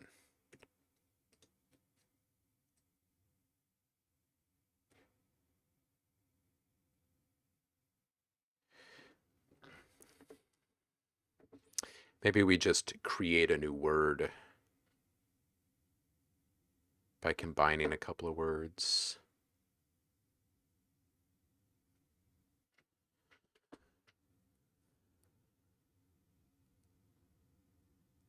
Muxes.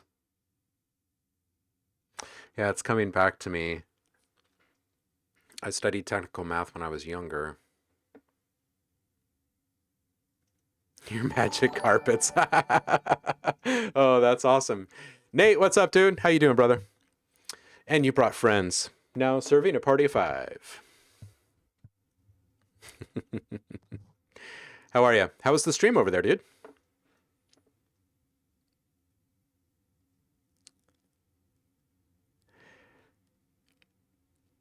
Now that, you know what? Cup of Joe, that right there is a greeting. Is that a Guinness? That looks like a Guinness. Oh man, that sounds good right now.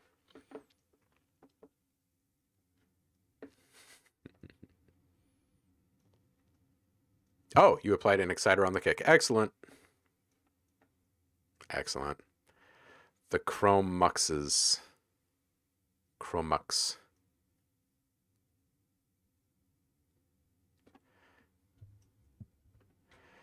Cup of Joe and Saf, you guys know each other. Maybe from some game jam action or something, huh? It's a Guinness. Oh, man. Send one of those over. I will have one of those. Oh, you got a massive update on the reggae chiptune track. Send it. Send it. Yeah, that emote is just awesome. Love it.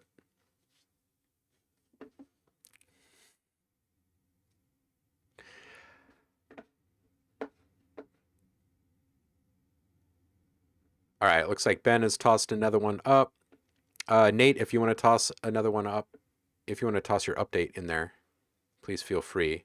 Was there anyone else before Ben? Entanglement.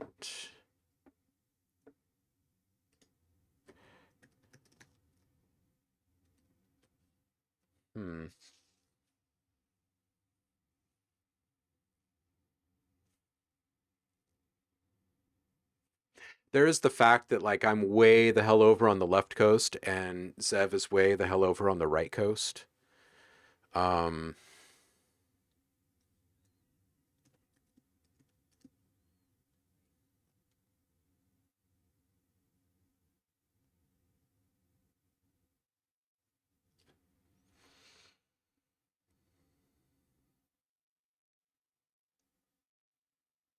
Yeah, Zev, absolutely, dude.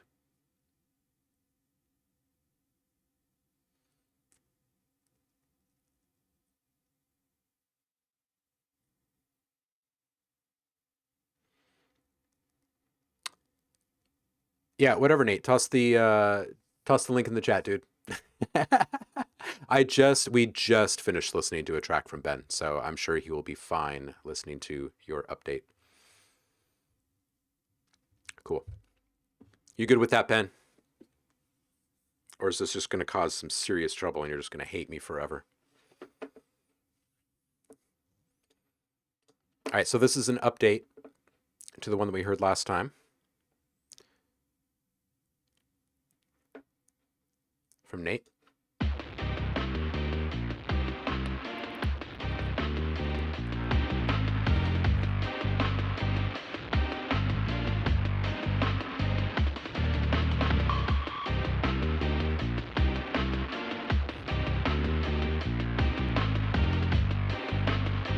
Cup of Joe, that's great artwork.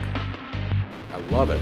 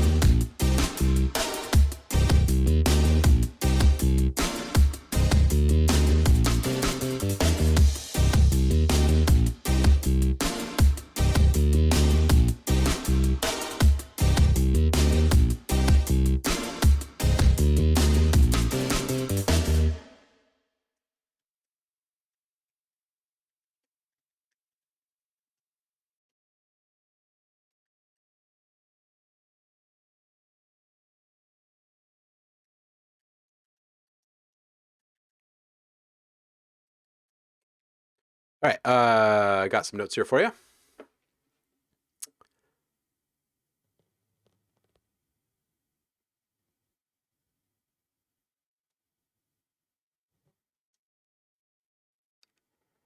Yeah, this is a jam. I agree.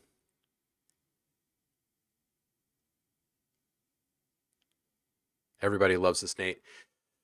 Dude, you hit your stride with this stuff so long ago that everything you write in the space needs to be put into a portfolio and people need to be buying it.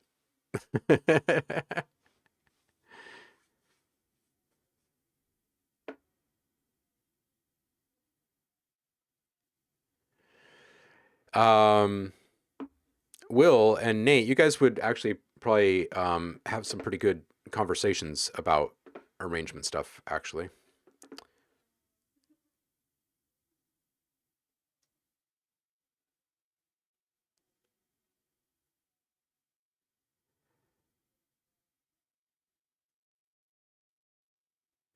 All right, so already feeling more complete. More dynamic distance between alternating hi-hat taps. So just, keep the full velocity on the 1 and the 3 and drop down by another 15% or so on the 2 and the 4. Or if you want the that alt swing, try and flip-flop those and see how it feels. And not all the time, just alternating chunks in your mix. The lead could come up a bit, actually, just a touch.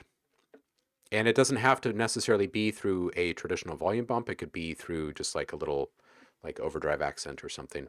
The organ stabs, I think they need to be less, not less reverby, but either the pre-delay is too big, the wet balance is too great, or the size is off in general and the wrong frequencies are being allowed through. In other words, they're coming across as distant instead of supportive. And I know that you want them to be heard on all the different playback devices. So thank you for the follow, Cup of Joe. I appreciate it. But that's not going to happen in this current state. So reduce the pre-delay. I would check in on the size of that thing and make sure that the decay is not too long on that. But your pre-delay is important. If it's anything above probably like, God, what is the BPM on this? Like 80 or something? I mean, if that pre-delay is more than like 28 milliseconds or something, it's just too long. I would actually bring that one in a bit more. You can have that heavy reverb. It's just got to be applied a little bit differently. And if it's all on, like if it's all series, if it's all in serial, then I think that you should try it in a parallel. Saf, thank you for the love and welcome to the Omi crew. Cup of Joe. It's good here. For those who have picked up new subs today, head over to the Discord and grab free sound packs. Next thing, rim shots. They could come up a bit because rim shots can always come up a bit in reggae. I'd also center them just a touch more and add a noise burst to the reverb. And if you're unsure what I mean by that, old school trick. You can do this with some new school toys, though. Let's say, oh, look, right here. Here's a drum shot here. Oh, not one. Snare. Sure, let's add it to this one.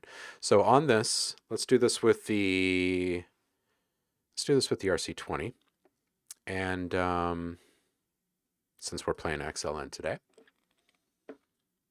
And then on this, and you could do this with other plugins, obviously, but just sticking with some noise.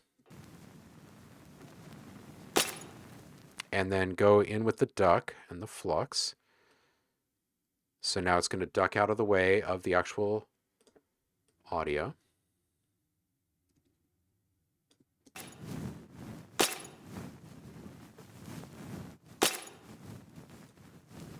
Let's get this away from vinyl and let's go into a 8-bit. No flux.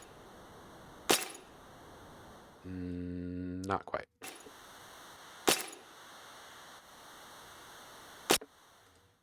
Not quite. Let's do a...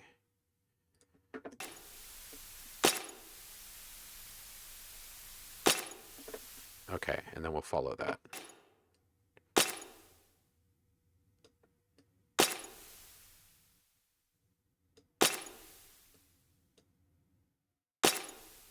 All right, so I know that this is kind of a subtle thing, but adding something like this to your mix,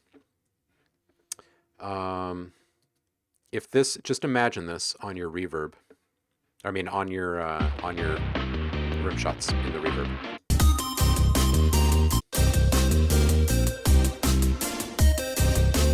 It would definitely make them stand out because you've already got, oops, you guys have already got, or you have already got that nice little reverb kind of slapback appeal to it. I just rough it up with some noise. The bass, is there a multi-band compressor on that bass? What's going on with that bass?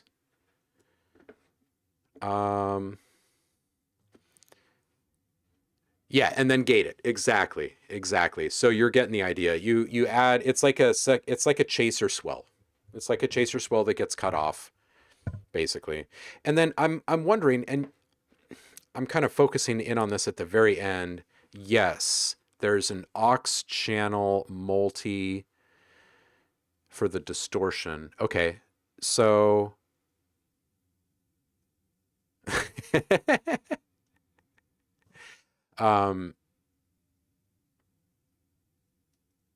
there's something off with that.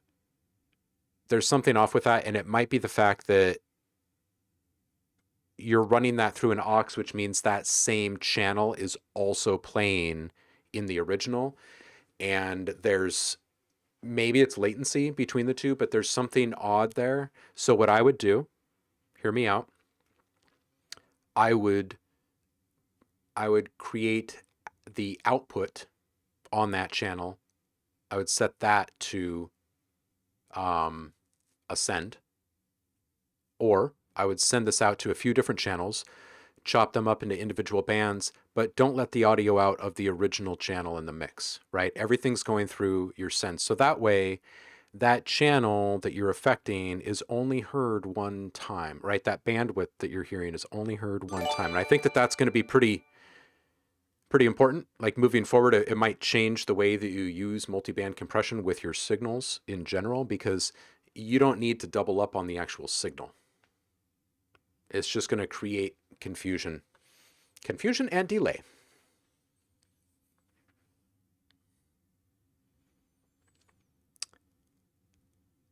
Saf, man, feeling the love today. Someone stopped charging him an arm and a leg for private training, so now he's got more money to throw around. Welcome back into the entire mix there, Ben. His entire search history on Pornhub is perfectly EQ'd snare. Yeah, I'm not one for Pornhub, so I just kind of go for the snare threads in the forums. I just dim the lights a little bit and listen to snares.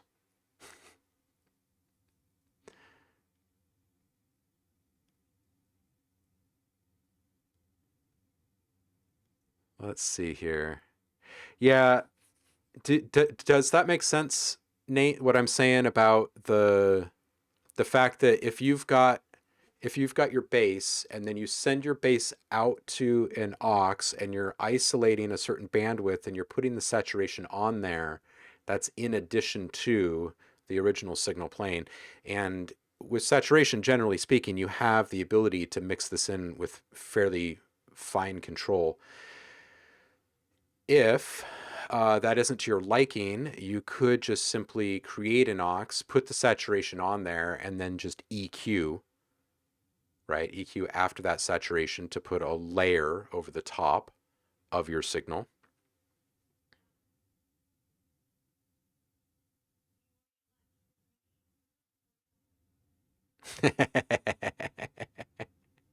Awesome. Cool. All right, great. Glad it made sense. Have a good one, homie, and thank you for sharing the update. All right, we got another one from Ben, then we've got one from Will.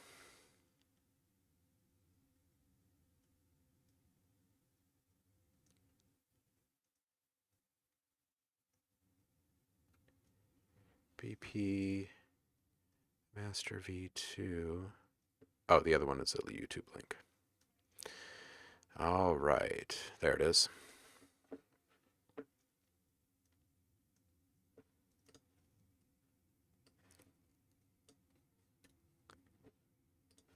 All right, Ben, here we go.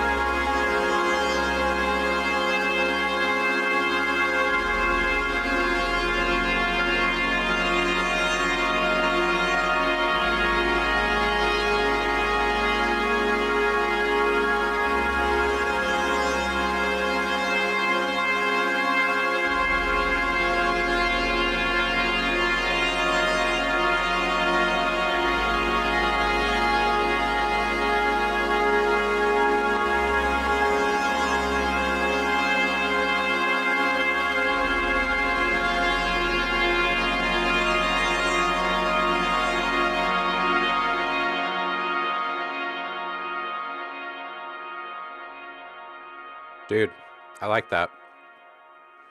At the very, very beginning, there's this tiny little pluck. You might want to consider pushing that with like a soft attack so it kind of goes as an entry. Yeah, I was thinking that that was probably a summing peak as well at 205, and I was just going to point out that that's something you'd want to tap down and get out of the way because it's obviously going to trigger your threshold-based effects, you know, like compression and whatnot. You're something that's going to trigger the effect in the wrong place. Okay. Well, it actually isn't a bad idea to start with a note like that. But I would think that it would be more of a like an exalt kind of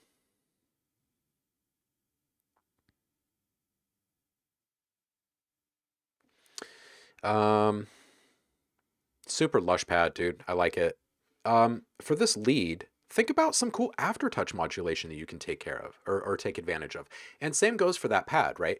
Think about the fact that your fingers are sitting there resting, and if you were just to apply a subtle amount of pressure, you can bring something in, whether it be saturation or maybe a little um, wave shaper, or maybe it's a very simple vibrato that wasn't there before, or maybe it's a subtle detuning, or you can kind of play around with that idea. But I think that these long held notes, and even if you're not putting fingers on keys for this, you can just do this in your piano roll in any DAW. You can just open up the MIDI automation there. I feel like the highs kind of top out a bit. They feel like they've already reached their max, and we should just put a gentle EQ curve over the top of this thing. And as far as things to add, guitar. I think like feedback, like guitar feedback, specifically, all drenched and washed and stuff. I think that that would be awesome. Oh, yeah, cool. That makes sense. Yeah, I think guitar would be nice for this. I'm going to go grab some coffee before I click on this next link from Zev. You guys can do the same. And I'll be right back. I'll be right back.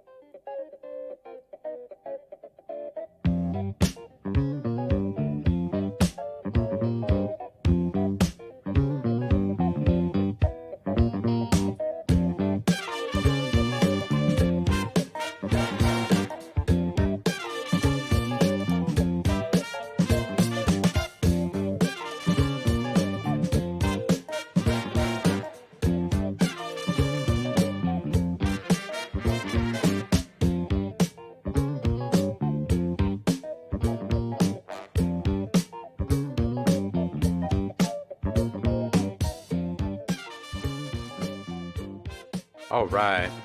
All right. Let's hit this link from Will. See what the latest update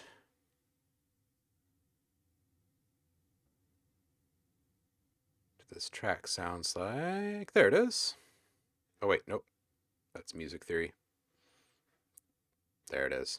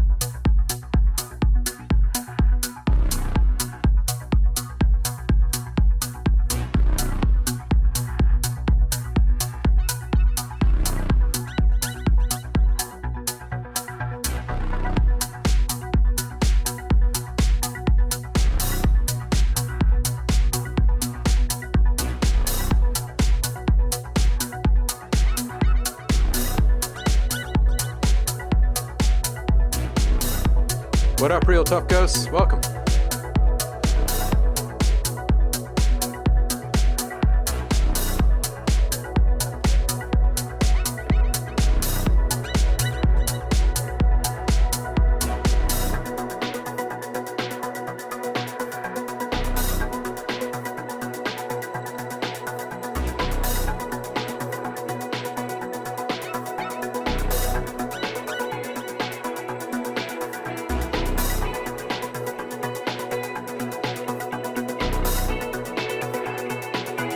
Hey, thanks.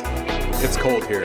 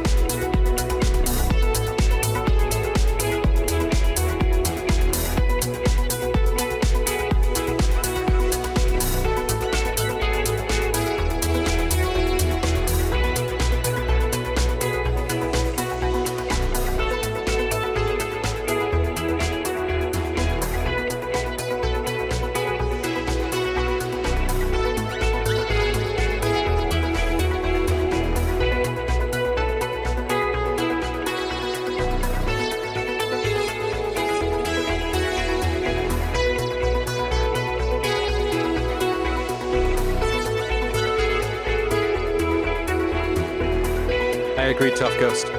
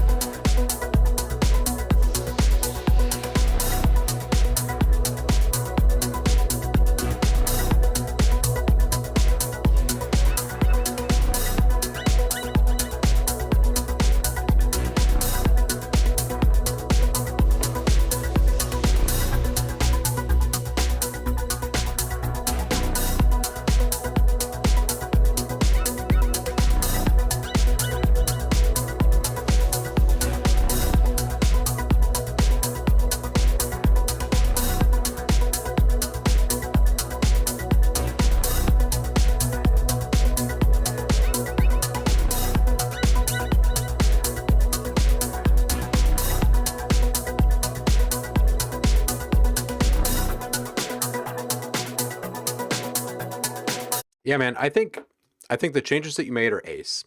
Um, I think I saw you mention you're still going to revisit the growl bass. I really don't have much to nitpick here at this point. I think that it's gotten to the point where it's just freaking solid. Um, Purple Pros, thank you for the love and welcome to the fold, Real Tough Ghost. Good to have you here. Um, you're getting to the point, dude, where I think that you can really like this thing and other tracks when they get to this point, they're going to sit on your computer for the next week or two, right, before you do anything with them. When you go back in, this is where you can start making really, really subtle embellishments. Like every once in a while on one of these, there's these little sound effects in the sides that are almost kind of bird-like or whatever. Like every once in a while, zip one of those. Like from its initial pan position, just fly it towards the center as it's dissipating. Little things like that. Um, Really subtle pitch bends down and up at different points can be brilliant, like emotional cues, right? Maybe a super small, uh, just basic LFO modulation on the bottom of the, I'm sorry, on the low cut parameter in your delay on that main ARP. So that would just be,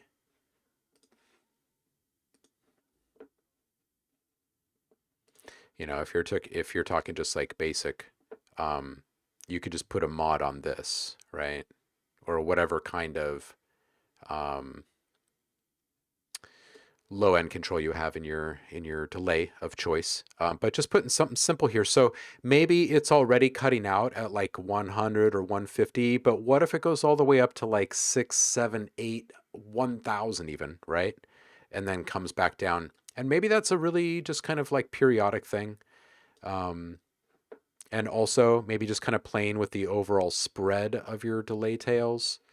Um, but anyway, just adding a little bit, like this modulation down here is going to affect the pitch of those tails, and lots of delays are going to have those options available, but just really simple, subtle embellishments that would kind of draw the listener in just a touch more on those like finer details that you're putting in there.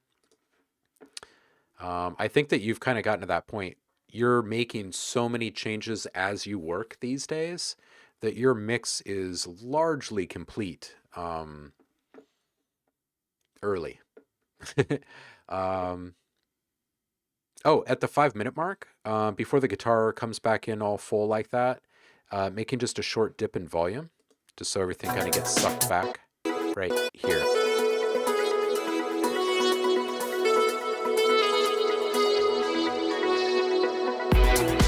So I know that it fades right there, but I'm talking like force an actual like drop off. Like it's just like, right? And start it earlier than you probably normally would. So this would be over the course of 4 bars probably, and have it dip down like almost a complete silence right there, and then let that come back in. And you could even try like just a super subtle like whoosh, as it comes back in too, just like a pre-chase. Oh, and then after the 5 minute mark, change something up in the drum pattern. I think that would sound so super cool. Like maybe it's just a reverse hat every 3rd bar or something on one hit.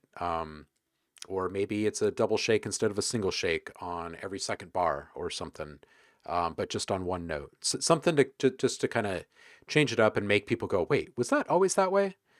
So you can get another listen out of them, right? Yeah. Hope that helps. Real Tough Ghost, welcome to the mix, dude. And thanks for being here. Saf, I'm just reading your question. Coming out of the break. What do you mean by a subtle low end? I'm getting very confused with what you mean by a subtle low end, like adding more bass to the sound or just adding a stereo image low bass. I'm not sure what it's in relation to, but usually when I'm talking about adding like subtle saturation or something to low end, I'm not saying you're changing the width at all, but incorporating more harmonics. right? So if you're, when we were talking earlier about borrowing the circuitry of certain plugins, like passing something through, a warm tube in the studio or something that sweetens up that signal, what's actually happening is there are harmonics being added. And the reason why I mentioned that with the low end specifically on things quite a bit is because things get lost down there, right? Detail gets lost down there. It's just, they're heavy waveforms to move around. Mixes get busy, blah, blah, blah. So you can call attention to these things by generating some more harmonics in their waveform. And there's a lot of different ways to go about doing it, but subtle is the way to start. I'm hoping that that answers the question or clears up confusion.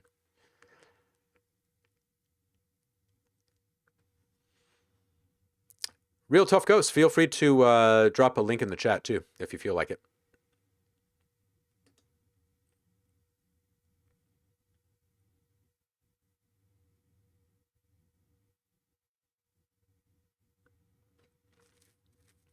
And thank you for stopping by. We'll definitely check out your channel. When are you streaming normally?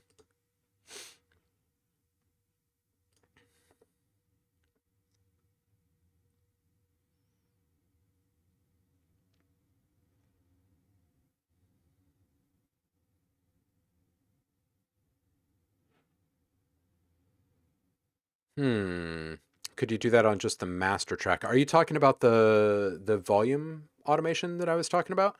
So you could get the entire mix? Yeah, you can. You can just do that on the stereo. That's fine.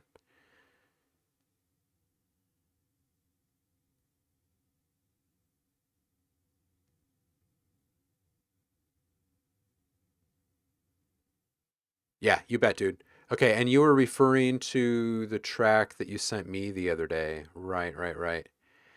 Do you remember what I said specifically about the low end? I'm trying to remember if it just needed a boost. This is the one in the last stream that you sent? You can feel free to drop the link in the chat again, and I'm happy to give you the feedback again on that low end. Oh, the atmospheric ditty. Yeah. I think I was saying that you needed more low end in it, if I remember correctly. It's been a few days, but yeah.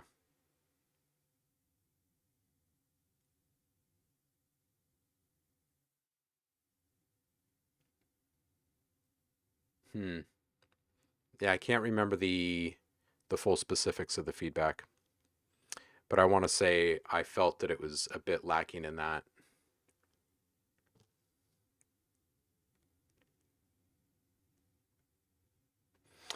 All right. Well, hey, it is, we are knocking on 1 o'clock here. We are 1 minute shy of when we normally wrap things up here. So I am going to go get ready for afternoon sessions with clients, and you guys are probably going to enjoy the rest of your day. Should we go raid someone or what? Oh, we've only got a handful of people here. Well, it says there's a ton of people in here.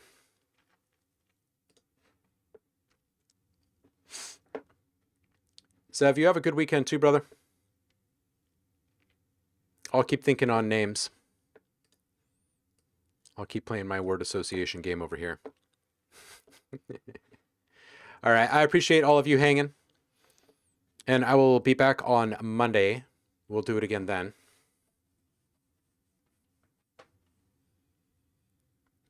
Oh, and just a heads up for those seeking sessions right now, I'm a good 2 weeks out at least. So if you're considering getting a session on the books this month, you probably should boogie and get in line.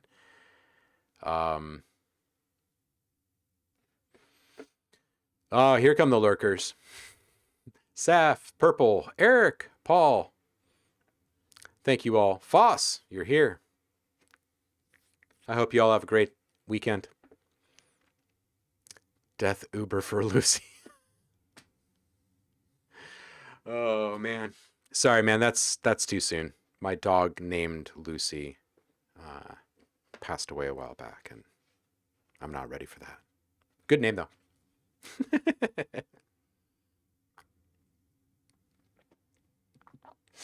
All right, kitty cats, I'm going to leave you with some funk. Go out there and enjoy the snow, huh? And have a good weekend. And as per usual,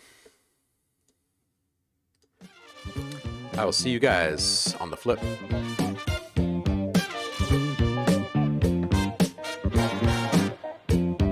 Peace out.